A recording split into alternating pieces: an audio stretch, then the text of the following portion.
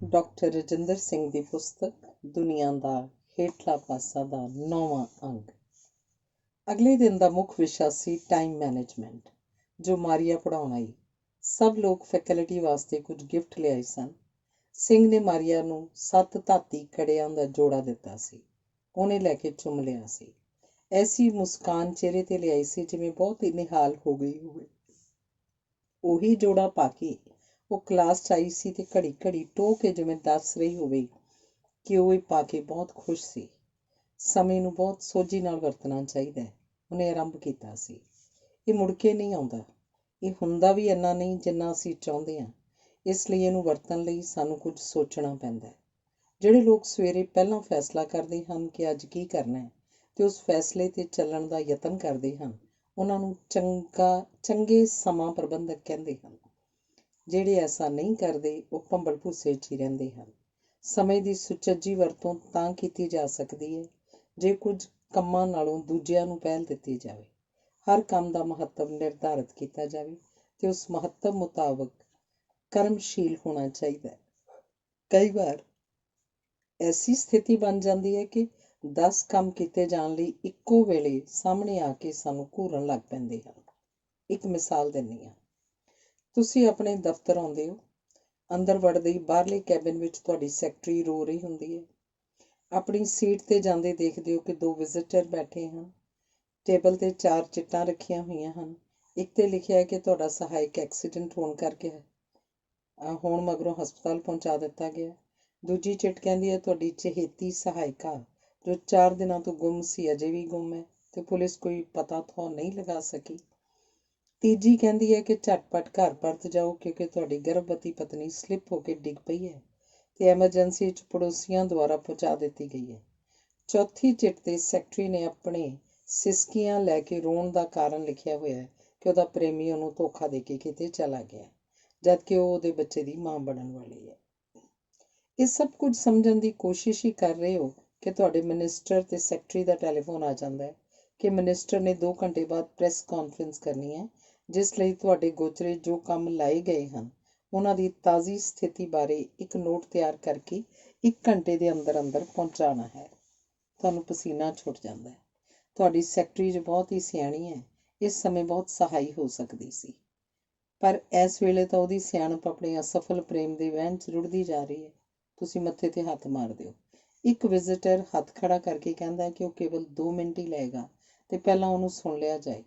ਦੂਜਾ ਟੋਕ ਕੇ ਕਹਿੰਦਾ ਕਿ ਉਹਨੂੰ ਸੁਣਨਾ ਸਭ ਤੋਂ ਵੱਧ ਮਹੱਤਵ ਰੱਖਦਾ ਹੈ ਤੇ ਉਹ 1 ਮਿੰਟ ਹੀ ਲਏਗਾ। ਐਸੀ ਹਾਲਤ ਵਿੱਚ ਤੁਸੀਂ ਕੀ ਕਰੋਗੇ? ਸਮੇਂ ਦਾ ਸਹੀ ਉਪਯੋਗ ਕਿਵੇਂ ਕਰੋਗੇ ਤੇ ਸਭ ਤੋਂ ਪਹਿਲਾਂ ਕੀ ਕਰੋਗੇ? ਤੁਸੀਂ ਉਹਦੇ ਉੱਤਰ ਆਪਣੇ ਦੇਸ਼ ਦੀ ਪਰੰਪਰਾ ਤੇ ਕਾਰਜ ਪ੍ਰਣਾਲੀ ਦੀ ਮੰਗ ਦੇ ਆਧਾਰ ਤੇ ਦਿਓਗੇ। 5 ਮਿੰਟ ਸਭ ਸੋਚ ਲਓ। ਕੈਂਟੀਨ ਤੋਂ 1 ਸੇਬ ਤੇ 1 ਦੁੱਧ ਦਾ ਪੈਕ ਲੈ ਕੇ ਉਹ ਬਹੁਤ ਬਾਹਰ ਹਰਿਆਲੇ ਲਾਉਂਜ ਬੈਂਚ 'ਤੇ ਆ ਬੈਠਾ। ਕੁਝ ਮਿੰਟਾਂ ਵਿੱਚ ਹੀ ਪੋਲੀਥੀਨ ਵਿੱਚ ਲਪੇਟੇ ਸੈਂਡਵਿਚ ਹੱਥ ਫੜੀ ਰੂਥ ਵੀ ਆ ਗਈ। ਉਹਦੀ ਵੱਲ ਸਵਾਲੀਆ ਨਜ਼ਰ ਨਾਲ ਤੱਕਦੀ ਬੋਲੀ, ਕੱਲ੍ਹ ਕੈਸਾ ਰਿਹਾ? ਉਸ ਨਨ ਦੀ ਕੋਈ ਪਰਤ ਖੁੱਲ੍ਹ ਸਕੀ ਕਿ ਨਹੀਂ? ਚੰਗਾ ਦਿਨ ਰਿਹਾ, ਕੋਈ ਪਰਤ ਖੁੱਲ੍ਹਣੋਂ ਬਚੀ ਹੀ ਨਹੀਂ। ਬੜੀ ਵਿਚਿੱਤਰ ਕਥਾ ਹੈ ਉਹਦੀ। ਜੋ ਉਸ ਨਾਲ ਵਾਪਰੀ ਹੈ ਐਸੀ ਬਹੁਤ ਘੱਟ ਹੀ ਵਾਪਰਦੀ ਹੈ। ਅੱਛਾ, ਤਦ ਤਾਂ ਉਹਦਾ ਵਿਵਹਾਰ ਅਜੀਬ ਨਹੀਂ ਹੈ। ਉਹ ਆਪਣੀ ਵੇਦਨਾ ਉੱਪਰ ਹਾਸਿਆਂ ਦਾ ਪਰਦਾ ਪਾਉਣ ਵਿੱਚ ਸਫਲ ਹੋ ਜਾਂਦੀ ਹੈ। ਉਹ ਭਾਵਨਾਵਾਂ ਤੋਂ ਉੱਪਰ ਉੱਠੀ ਹੋਈ ਅਧਿਆਤਮਕ ਜੀਵਨ ਬਤੀਤ ਕਰ ਰਹੀ ਹੈ। ਇੱਕ ਗੱਲੋਂ ਉਹ ਮੁਕਤ ਹੋ ਚੁੱਕੀ ਹੋਈ ਹੈ। ਦੁੱਖ ਸੁੱਖ ਦਰਦ ਤੇ ਸੁਆਦ ਵੀ ਵਲਗਣ 'ਚ ਘਿਰੀ ਹੋਈ ਮਹਿਸੂਸ ਨਹੀਂ ਕਰਦੀ। ਉਹਦੀ ਮੁਕਤੀ ਕਮਾਲ ਦੀ ਹੈ, ਤਨ ਵੀ ਮੁਕਤ ਤੇ ਮਨ ਵੀ। ਤੁਸੀਂ ਉਹਦੀਆਂ ਕਿੰਨੀਆਂ ਪਰਤਾਂ ਖੋਲ੍ਹਣ 'ਚ ਸਫਲ ਹੋਏ ਹੋ? ਸਾਰੀਆਂ। ਉਹਨੇ ਕੁਝ ਲੁਕਾਇਆ ਹੀ ਨਹੀਂ। ਪੂਰੀ ਤਰ੍ਹਾਂ? ਹਾਂ, ਪੂਰੀ ਤਰ੍ਹਾਂ। ਇਹ ਅਧਿਆਤਮਕਤਾ ਕੀ ਹੁੰਦੀ ਹੈ? ਮੈਨੂੰ ਤਾਂ ਐਵੇਂ ਅਵਿਹਾਰਕ ਜਿਹੀ ਗੱਲ ਲੱਗਦੀ ਹੈ। ਇਹ ਮਨ ਦੀ ਅਵਸਥਾ ਹੁੰਦੀ ਹੈ। ਇਸ ਅਵਸਥਾ ਵਿੱਚ ਪਹੁੰਚ ਕੇ ਕੁਝ ਪ੍ਰਾਪਤ ਹੋ ਜਾਂਦਾ ਹੈ ਜੋ ਕੁਝ ਨਹੀਂ ਕਿਹਾ ਜਾ ਸਕਦਾ। ਮਹਿਸੂਸ ਹੁੰਦਾ ਹੈ ਕਿ ਐਸੀ ਵਿਅਕਤੀ ਦੇ ਵਰਤਾਰੇ ਤੋਂ ਦਿਸ ਵੀ ਪੈਂਦਾ ਹੈ ਤਾਂ ਕਿ ਉਹਦਾ ਇਹ ਵਰਤਾਰਾ ਸੱਚੀ ਅਧਿਆਤਮਕ ਦਸ਼ਾ ਦਾ ਸੂਚਕ ਹੈ। ਮੇਰੇ ਖਿਆਲ 'ਚ ਹਾਂ। ਇਹ ਸੁਣ ਕੇ ਉਹ ਚੁੱਪ ਰਹੀ। ਆਪਣਾ ਸੈਂਡਵਿਚ ਮੁਕਾ ਕੇ ਉੱਠੀ ਤੇ ਹੁਣੇ ਆਉਂਦੀ ਹਾਂ ਕਹਿ ਕੇ ਛੜੱਪੇ ਮਾਰਦੀ ਕੈਂਟੀਨ ਵੱਲ ਵਧੀ ਤੇ ਝੱਟ ਹੀ ਦੁੱਧ ਦਾ ਪੈਕ ਲੈ ਕੇ ਆ ਗਈ। ਸਿੰਘ ਨੇ ਵੀ ਆਪਣਾ ਸੇਬ ਖਾ ਲਿਆ ਸੀ ਤੇ ਠੰਡੇ ਦੁੱਧ ਤੇ ਘੁੱਟ ਭਰ ਰਿਹਾ ਸੀ। ਹੁਣ ਕਿਹਦੇ ਨਾਲ ਮੁਲਾਕਾਤ ਦਾ ਵਿਚਾਰ ਹੈ? ਤੇਰੇ ਨਾਲ। ਮੇਰੇ ਨਾਲ ਤਾਂ ਰੋਜ਼ ਹੀ ਭੇਂਟ ਹੁੰਦੀ ਹੈ। ਜੋ ਤੁਸੀਂ ਪੁੱਛਣਾ ਚਾਹੁੰਦੇ ਹੋਵੋਗੇ ਸ਼ਾਇਦ ਮੈਂ ਪਹਿਲਾਂ ਹੀ ਦੱਸ ਚੁੱਕੀ ਹਾਂ ਤੇ ਸਹਿਜੇ ਸਹਿਜੇ ਹੋਰ ਵੀ ਦੱਸੀ ਜਾਵਾਂਗੀ ਜੋ ਤੁਸੀਂ ਪੁੱਛੋਗੇ।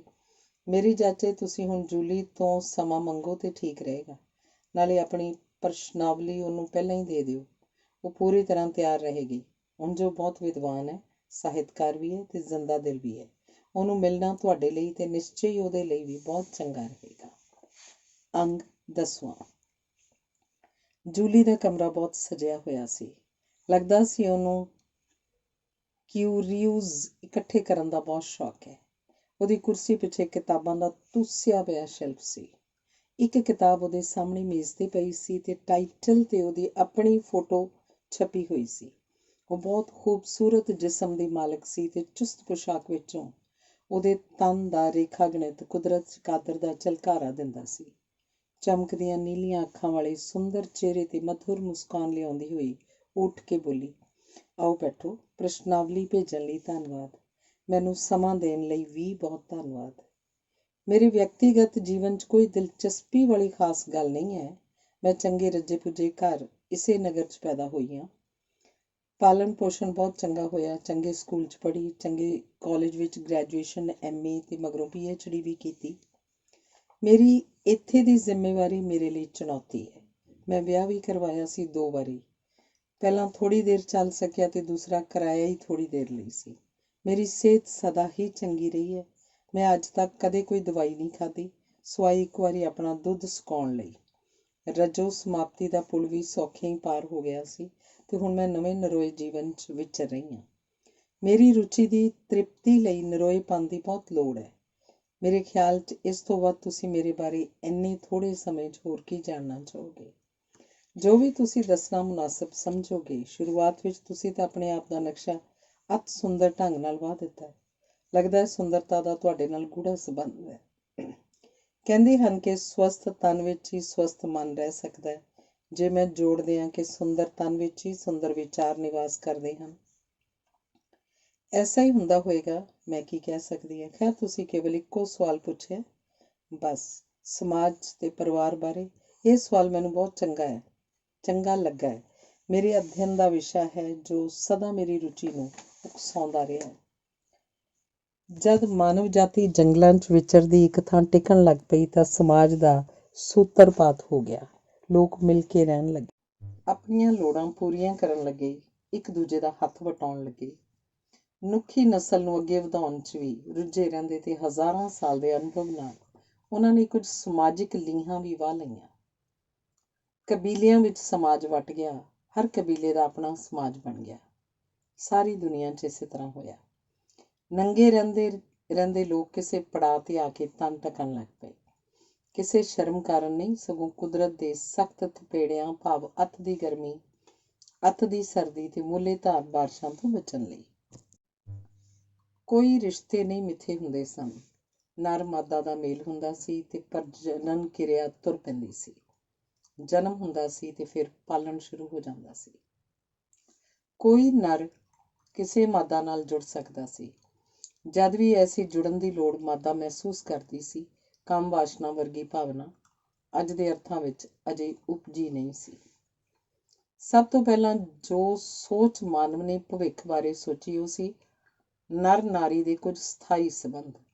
ਸਰੀਰਾਂ ਦਾ ਜੋੜਨਾ ਜਦ ਵੀ ਐਵੇਂ ਹੋਵੇ, ਉਸੇ ਸਾਥੀ ਨਾਲ ਹੋਵੇ ਜਿਸ ਨਾਲ ਪਹਿਲਾਂ ਹੋਇਆ ਸੀ। ਇੰਜ ਪਛਾਣ ਦੀ ਸ਼ੁਰੂਆਤ ਹੋਈ ਤੇ ਜਾਣੇ ਪਛਾਣੇ ਨਰ ਨਾਰੀ ਆਪਣੀ ਮੌਜ 'ਚ ਇੱਕ ਦੂਜੇ ਤੋਂ ਬਹੁਤ ਦੂਰ ਜਾਣੋਂ ਟਲਣ ਲੱਗੇ। ਉਹਨਾਂ ਦੇ ਸੰਬੰਧਾਂ ਵਿੱਚ ਕੁਝ ਪਕਿਆਈ ਆ ਗਈ ਜਿਹਨੇ ਸਮਾਂ ਪਾ ਕੇ ਵਿਆਹ ਵਰਗੀ ਪ੍ਰਥਾ ਦੀ ਸ਼ੁਰੂਆਤ ਕੀਤੀ। ਜੋੜੇ ਦੇ ਜੀਵ ਕਿਸੇ ਹੋਰ ਨੂੰ ਆਪਣੀ ਚਾਹਤ ਵਿੱਚ ਸ਼ਾਮਲ ਨਾ ਹੋਣ ਦਿੰਦੇ ਤੇ ਜੇ ਕੋਈ ਯਤਨ ਕਰਦਾ ਤੇ ਖੂਨੀ ਝੜਪ ਤੱਕ ਹੋ ਜਾਂਦੀ। ਖੇਤੀਹਾਰ ਸਮਾਜ ਬਣ ਗਿਆ। ਘਰ ਘਾਟ ਬਣ ਗਏ, ਪਿੰਡ ਬੱਝ ਗਏ। ਖੇਤੀਬਾੜੀ ਲਈ ਕੰਮ ਦੀ ਵੰਡ ਹੋ ਗਈ। ਇਸਤਰੀ ਬਹੁਤ ਸੁਘੜ ਸਮਝੀ ਜਾਣ ਲੱਗੀ ਤੇ ਘਰ ਸਾਂਭਣਾ ਤੇ ਬੱਚੇ ਪਾਲਣਾ ਉਹਦਾ ਧਰਮ ਨਿਰਧਾਰਤ ਕਰ ਦਿੱਤਾ ਗਿਆ। ਖੇਤੀ ਦੇ ਕੰਮ ਵਿੱਚ ਉਹਦਾ ਯੋਗਦਾਨ ਘਟਦਾ ਗਿਆ। ਸਮਾਂ ਪਾ ਕੇ ਉਹ ਸ਼ਿਕਾਰ ਅਤੇ ਬਹੁਤ ਘਾਲਣਾ ਦੇ ਕੰਮ ਤੋਂ ਵੀ ਵਾਂਝੀ ਹੋ ਗਈ ਤੇ ਫਲਸਰੂਪ ਸਰੀਰ ਪੱਖੋਂ ਮਰਦ ਤੋਂ ਕਮਜ਼ੋਰ ਹੋ ਗਈ। ਇਹ ਕਮਜ਼ੋਰੀ ਅੱਗੇ ਜਾ ਕੇ ਉਹਦੇ ਸ਼ੋਸ਼ਣ ਦਾ ਕਾਰਨ ਬਣੀ। ਮਨੁੱਖੀ ਸੋਚ ਦਾ ਵਿਕਾਸ ਵੱਖ-ਵੱਖ ਥਾਈਂ ਵੱਖ-ਵੱਖ ਢੰਗ ਦਾ ਹੋਇਆ।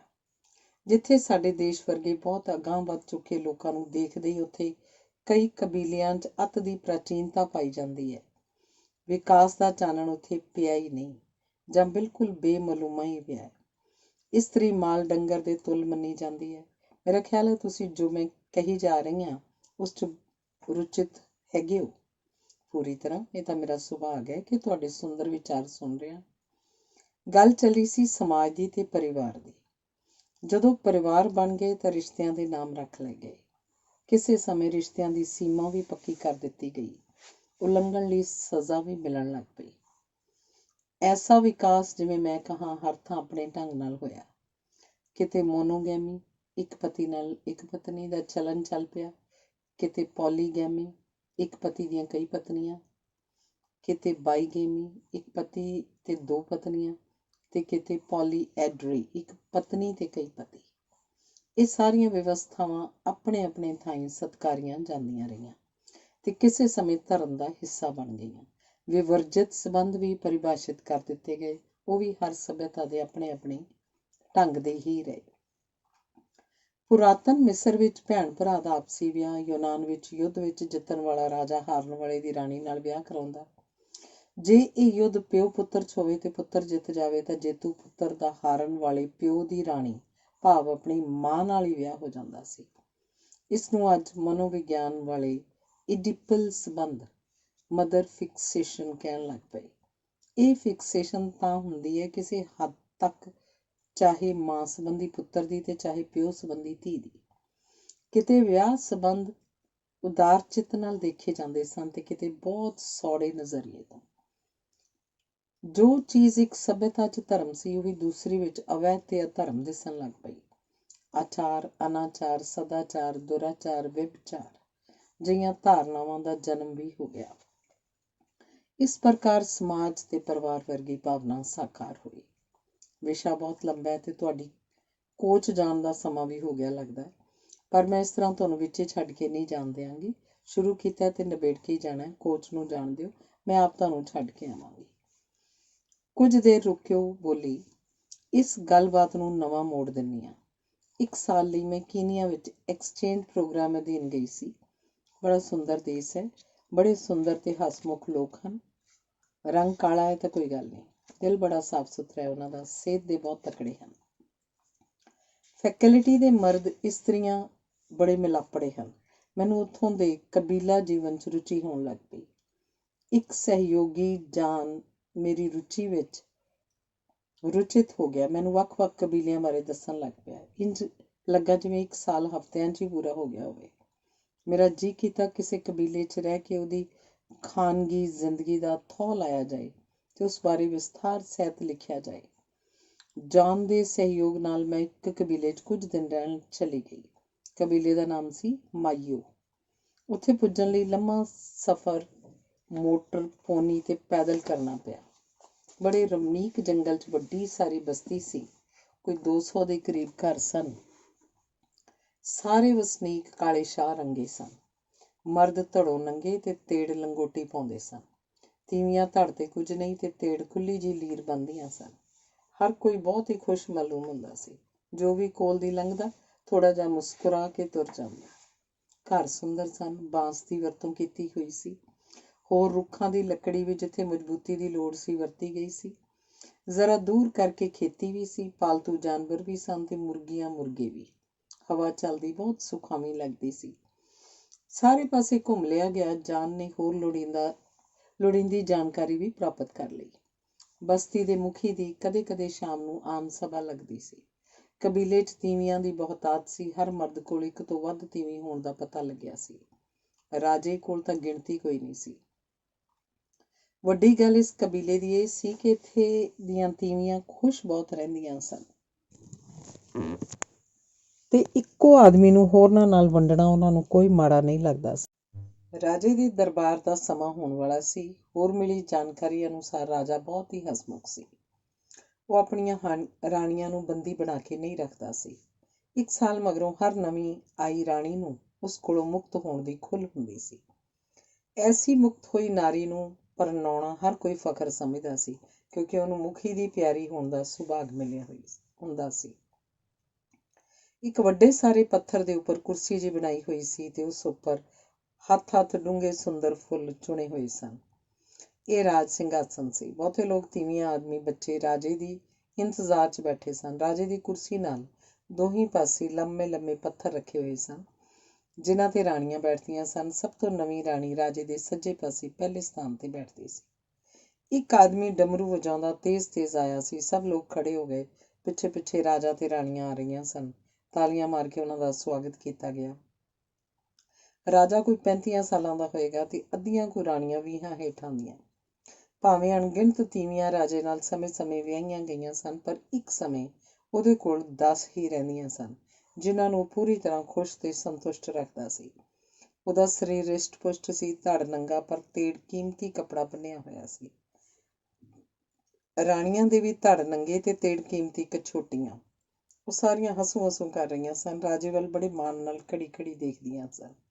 ਰਾਜੇ ਦੀ ਨਿਗਾਹ ਸਾਡੇ ਦੋਹਾਂ ਤੇ ਪਈ। ਉਂਗਲੀ ਨਾਲ ਇਸ਼ਾਰਾ ਕਰਕੇ ਸਾਨੂੰ ਉਹਨੇ ਕੋਲ ਸੱਦ ਲਿਆ।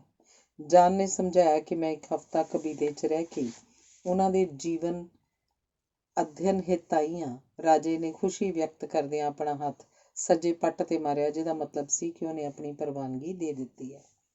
ਰਾਜਾ ਇਸ ਲੋਕ ਸਭਾ ਵਿੱਚ ਲੋਕਾਂ ਦੀ ਗੱਲਬਾਤ ਸੁਣਦਾ ਸੀ ਤੇ ਸਾਰੇ ਕਬੀਲੇ ਬਾਰੇ ਜਾਣਕਾਰੀ ਪ੍ਰਾਪਤ ਕਰਦਾ ਸੀ। ਜਦ ਕਦੀ ਉਹਦੀ ਮੌਜ ਬਣੀ, ਉੱਠ ਕੇ ਲੋਕ ਸਭਾ ਵਿੱਚ ਇਕੱਠੀ ਹੋਈ ਪਰਜਾ ਵਿੱਚ ਜਾ ਕੇ ਕਿਸੇ ਦੀ ਗੱਲ ਛੋਹੰਦਾ ਸੀ ਤੇ ਕਿਸੇ ਦੇ ਕੰਨ।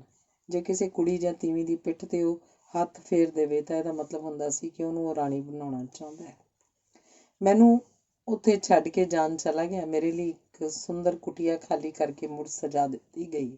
ਸਾਰੀ ਸਜਾਵਟ ਕਬੀਲੇ ਦੀਆਂ ਤੀਵੀਆਂ ਦੀ ਹਸਤਕਲਾ ਦਾ ਨਮੂਨਾ ਸੀ।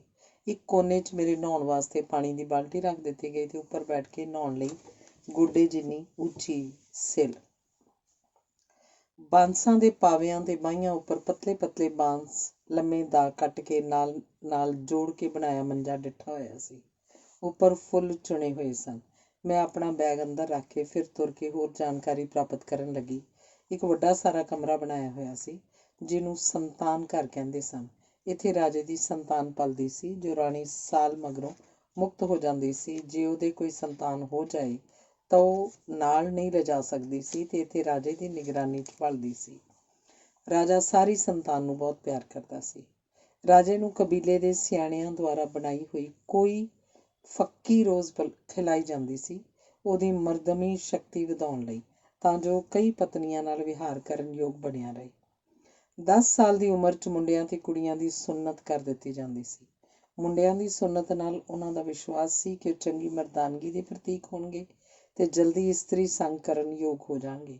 ਕੁੜੀਆਂ ਦੀ ਸੁੰਨਤ ਤੋਂ ਭਾਵ ਲਿਆ ਜਾਂਦਾ ਸੀ ਕਿ ਉਹਨਾਂ ਵਿੱਚ ਕਾਮ ਇੱਛਾ ਘਟ ਜਾਏਗੀ ਤੇ ਉਹ ਆਪਣੇ ਆਦਮੀ ਨੂੰ ਹੋਰਨਾਂ ਨਾਲ ਖੁਸ਼ੀ ਵੰਡ ਕੇ ਹੰਡਾਏਗੀ ਤੇ ਅਤ ਕਾਮੁਕ ਹੋ ਕੇ ਝਗੜੇ ਦਾ ਕਾਰਨ ਨਹੀਂ ਬਣੇਗੀ। ਇਸ ਪ੍ਰਕਾਰ ਕੀ ਰਾਜਾ ਤੇ ਕੀ ਪ੍ਰਜਾ ਸੁੱਖ ਆਨੰਦ 'ਚ ਰਹਿੰਦੇ ਸਨ। ਤੀਸਰੇ ਦਿਨ ਦੇ ਦਰਬਾਰ ਵਿੱਚ ਰਾਜਾ ਉੱਠ ਕੇ ਮੇਰੇ ਕੋਲ ਆਇਆ ਤੇ ਮੇਰੀ ਪਿੱਠ ਤੇ ਹੱਥ ਫੇਰ ਦਿੱਤਾ। ਤਾਲੀਆਂ ਵਜਾ ਕੇ ਮੇਰੀ ਖੁਸ਼ਕਿਸਮਤੀ ਦਾ ਸਵਾਗਤ ਕੀਤਾ ਗਿਆ। ਮੈਂ ਬਹੁਤ ਹੈਰਾਨ ਸਾਂ। ਹੁਣ ਕੀ ਹੋਏਗਾ? ਮੈਨੂੰ ਰਾਣੀ ਬਣਾ ਲਿਆ ਗਿਆ। ਮੈਨੂੰ ਅੱਗੇ ਲਈ ਧੜ ਨੰਗਾ ਰੱਖਣਾ ਪਿਆ। ਤੇੜ ਲਈ ਕੀਮਤੀ ਕਛੋਟੀ ਦੇ ਦਿੱਤੀ ਗਈ। ਰਾਤ ਨੂੰ ਉਹ ਮੇਰੇ ਕੋਲ ਆਇਆ ਤੇ ਬੜੇ ਪਿਆਰ ਦਾ ਵਿਵਹਾਰ ਕੀਤਾ। ਸਾਡੇ ਦੋਹਾਂ ਲਈ ਖਾਣ ਪੀਣ ਦਾ ਸਮਾਨ ਆ ਗਿਆ। ਪੀਣ ਲਈ ਕੁਝ ਐਸੀ ਸ਼ਰਾਬ ਜੋ ਮਿੱਠੀ ਸੀ, ਖਾਣ ਲਈ ਭੁੰਨੇ ਹੋਏ ਮੁਰਗੇ ਤੇ ਨਾਲ ਚਟਨੀ, ਕੋਈ ਸਬਜ਼ੀ ਸੀ ਤਰੀਦਾਰ, ਨਾਲ ਮੋਟੀਆਂ ਰੋਟੀਆਂ। ਖਾ ਪੀ ਕੇ ਉਹਨੇ ਮੈਨੂੰ ਇਸਤਰੀ ਧਰਮ ਪੂਰਾ ਕਰਨ ਲਈ ਟੋਕ ਕੇ ਸੰਕੇਤ ਕੀਤਾ। ਉਹਦੇ ਵਿੱਚ ਸਾਵਧਾਨੀ ਵੱਧ ਸੀ ਤੇ ਉਤੇਜਨਾ ਘੱਟ। ਮਰਦਮੀ ਕਾਰਜ ਪੂਰਾ ਕਰ ਉਹ ਛੇਤੀ ਚਲਾ ਗਿਆ। ਮੈਂ ਸਾਰਾ ਦਿਨ ਜਾਂ ਖਾਂਦੀ ਜਾਂ ਘੁੰਮਦੀ ਜਾਂ ਲਿਖਦੀ। ਹਰ ਛੋਟੀ ਵੱਡੀ ਕਬੀਲੇ ਦੇ ਜੀਵਨ ਸੰਬੰਧੀ ਗੱਲ ਮੈਂ ਨੋਟ ਕਰਦੀ ਰਹਿੰਦੀ। ਅਗਲੇ ਮਹੀਨੇ ਪਤਾ ਲੱਗ ਗਿਆ ਕਿ ਉਹਨੇ ਮੇਰੇ ਅੰਦਰ ਥਾਂ ਬਣਾ ਲਈ ਹੈ।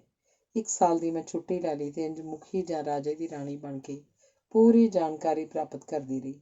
ਮੇਰੇ ਕੋਲੋਂ ਕਦੀ ਫੇਰਾ ਪਾ ਜਾਂਦਾ ਤੇ ਪਤੀ ਪੁਣਾ ਨਿਭਾ ਜਾਂਦਾ। ਸਮਾਂ ਪਾ ਕੇ ਮੈਂ ਰਾਜਪੁੱਤਰ ਦੀ ਮਾਂ ਬਣ ਗਈ। ਉਹ ਬਹੁਤ ਖੁਸ਼ ਹੋਇਆ। 1 ਸਾਲ ਪੂਰਾ ਹੋਣ ਤੇ ਜਦ ਮੈਂ ਮੁਕਤੀ ਦੀ ਬੇਨਤੀ ਕੀਤੀ ਤਾਂ ਉਹ ਖੁਸ਼ ਨਾ ਹੋਇਆ, ਪਰ ਨਾ ਵੀ ਨਾ ਕੀਤੀ। ਮੇਰਾ ਪੁੱਤਰ, ਜਿਸ ਤੇ ਮੈਨੂੰ ਕੋਈ ਅਖਤਿਆਰ ਨਹੀਂ ਸੀ, ਉੱਥੇ ਹੀ ਛੱਡਣਾ ਪਿਆ। ਉਹਦੇ ਵਿੱਚ ਪਿਓ ਦਾ ਰੰਗ ਘੱਟ ਤੇ ਮੇਰਾ ਬਹੁਤਾ।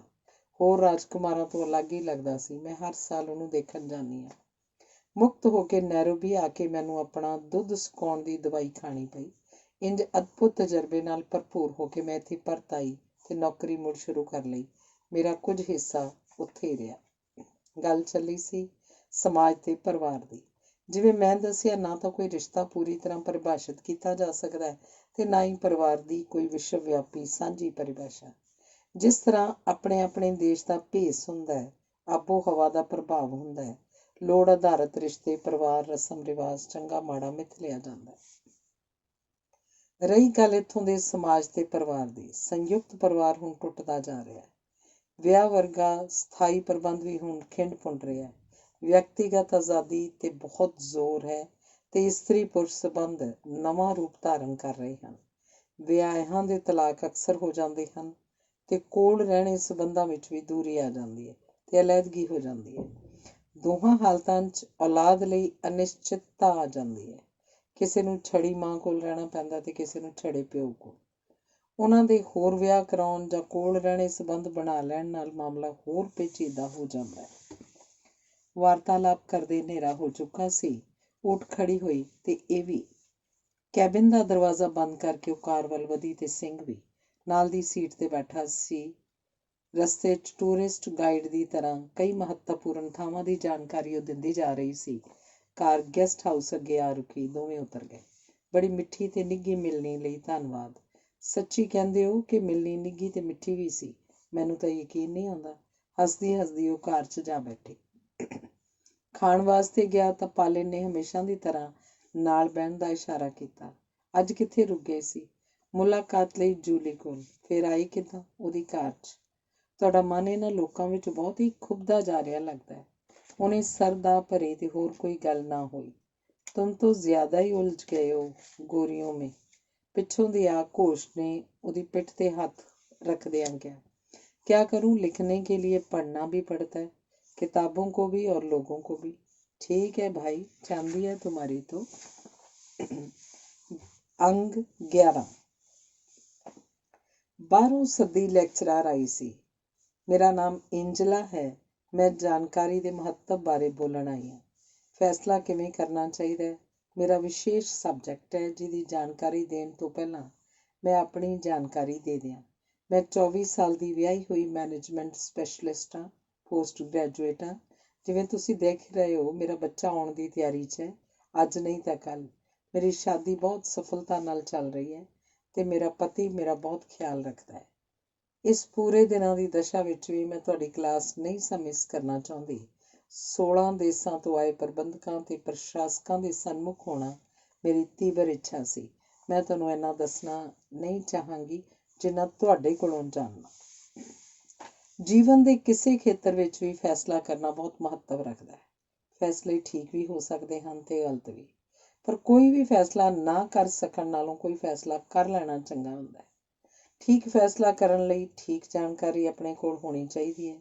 ਠੀਕ ਜਾਣਕਾਰੀ ਉਹ ਹੁੰਦੀ ਹੈ ਜਿਸ ਵਿੱਚ ਸਾਡੇ ਸਾਹਮਣੇ ਚੁਣਨ ਵਾਸਤੇ ਕਈ ਰਾਹਾਂ ਖੁੱਲ੍ਹਦੀਆਂ ਹੋਣ। ਇਹਨਾਂ ਖੁੱਲ੍ਹੀਆਂ ਰਾਹਾਂ ਵਿੱਚੋਂ ਸਾਨੂੰ ਵਧੇਰੇ ਮੁੱਕਲੀ ਤੇ ਸਹਿਜ ਰਾਹ ਚੁਣਨ 'ਚ ਝਟਪਟ ਜੁਟ ਕੇ ਆਪਣੇ ਲਕਸ਼ ਦੀ ਪ੍ਰਾਪਤੀ ਕਰਨੀ ਚਾਹੀਦੀ ਹੈ। ਠੀਕ ਫੈਸਲਿਆਂ ਦਾ ਆਧਾਰ ਮੁੱਢ ਵਿੱਚ ਮਿਲੀ ਠੀਕ ਜਾਣਕਾਰੀ ਹੁੰਦਾ ਹੈ। ਇਸ ਲਈ ਸਾਨੂੰ ਠੀਕ ਜਾਣਕਾਰੀ ਕੀ ਹੁੰਦੀ ਹੈ ਉਸ ਬਾਰੇ ਹੋਰ ਵਧੇਰੇ ਗਹਿਰਾਈ 'ਚ ਜਾਣਾ ਪਏਗਾ। ਤੁਸੀਂ ਆਪਣੇ ਆਪਣੇ ਦੇਸ਼ਾਂ ਦੇ ਕਾਰਜ ਖੇਤਰ ਵੱਲ ਪਿੱਛਲ ਝਾਤ ਕਰਕੇ ਦੇਖੋ ਕਿ ਤੁਹਾਡੇ ਕੋਲ ਜਾਣਕਾਰੀ ਪ੍ਰਾਪਤ ਕਰਨ ਦੇ ਕੀ ਸਾਧਨ ਹਨ। ਕਾਰਜ ਖੇਤਰ ਕਈ ਸਾਰੀਆਂ ਇਕਾਈਆਂ 'ਚ ਵੰਡਿਆ ਹੋਇਆ ਹੁੰਦਾ ਹੈ ਤੇ ਹਰ ਇਕਾਈ ਤੋਂ ਅਸੀਂ ਸਮੇਂ-ਸਮੇਂ ਰਿਪੋਰਟਾਂ ਦੁਆਰਾ ਜਾਣਕਾਰੀ ਪ੍ਰਾਪਤ ਕਰਦੇ ਹਾਂ। ਇਕਾਈਆਂ 'ਚ ਜਾ ਕੇ ਵੀ ਕਾਰਜ ਕੁਸ਼ਲਤਾ ਦਾ ਤੇ ਗੁਣਵੱਤਾ ਦਾ ਅਨੁਮਾਨ ਲਗਾਉਂਦੇ ਰਹਿੰਦੇ ਹਾਂ। ਫਿਰ ਵੀ ਜਾਣਕਾਰੀ ਪੂਰੀ ਨਹੀਂ ਕਹੀ ਜਾ ਸਕਦੀ। ਕੋਈ ਫੈਲੋ ਦੱਸ ਸਕਦਾ ਹੈ ਕਿ ਕਿਹੜੀ ਕਸਰ ਅਜੇ ਵੀ ਰਹਿ ਜਾਣ ਦੀ ਸੰਭਾਵਨਾ ਹੈ। ਉਹਦੀ ਨਿਗਾਹ ਸਾਰਿਆਂ ਦੇ ਇੱਕ ਸਿਰੇ ਤੋਂ ਦੂਸਰੇ ਤੇ ਫਿਰ ਮੁੜ ਪਹਿਲੇ ਸਿਰੇ ਤੱਕ ਫਿਰਦੀ ਹੈ। ਸਿੰਘ ਦਾ ਹੱਥ ਖੜਾ ਹੋਇਆ ਦੇਖ ਕੇ ਭਰਮੀ ਮੁਸਕਾਨ ਨਾਲ ਉਹਨੂੰ ਆਪਣੀ ਗੱਲ ਕਹਿਣ ਲਈ ਠੋਡੀ ਉੱਚੀ ਕਰ ਸੰਕੇਤ ਕਰਦੀ ਹੈ।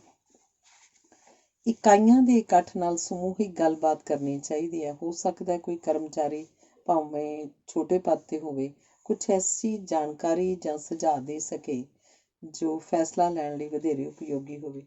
ਬਿਲਕੁਲ ਠੀਕ, ਐਸਾ ਸੰਵਾਦ ਬਹੁਤ ਜ਼ਰੂਰੀ ਹੈ।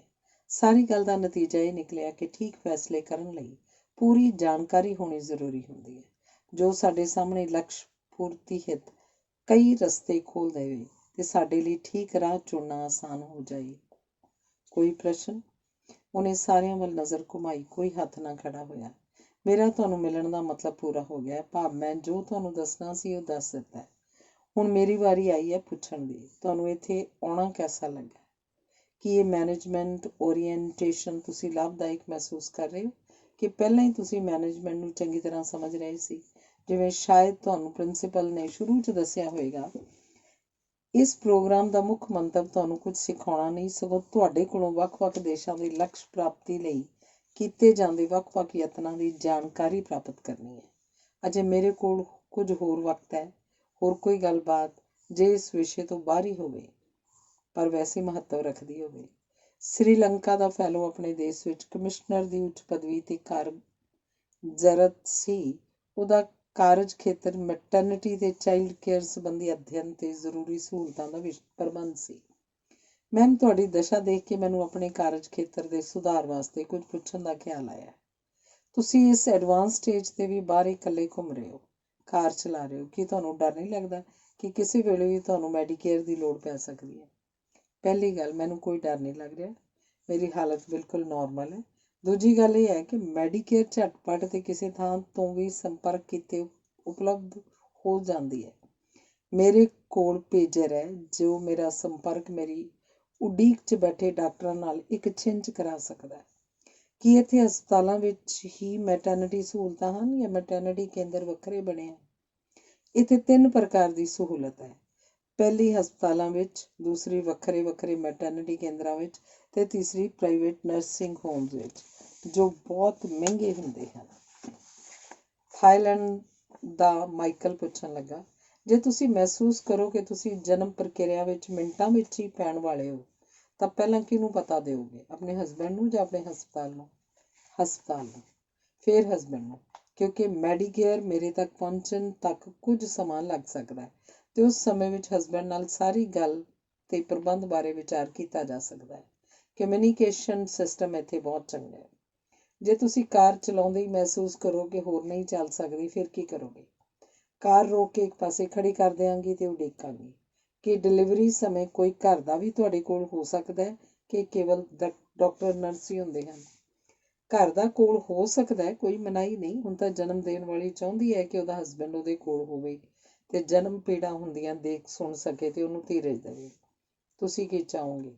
ਇਹੀ ਕਿ ਮੇਰਾ ਹਸਬੈਂਡ ਮੇਰੇ ਕੋਲ ਹੋਵੇ ਤੇ ਮੈਨੂੰ ਜ਼ਬਾਨੀ ਧੀਰਜ ਹੀ ਨਹੀਂ ਦੇਵੇ, ਸਗੋਂ ਮੇਰਾ ਸਰੀਰ ਫੜ ਕੇ ਮੈਨੂੰ ਆਸ਼ਵਤ ਕਰੇ। ਇਸ ਨਾਲ ਨਰਸਾਂ ਦਾ ਕੰਮ ਸੁਖੈਨ ਹੋ ਜਾਂਦਾ, ਪਰਸਨਲ ਟੱਚ ਰਹਿੰਦੀ ਹੈ। ਕਿੰਨੀ ਦੇਰ ਹਸਪਤਾਲ ਰਹਿਣਾ ਪੈਂਦਾ ਹੈ?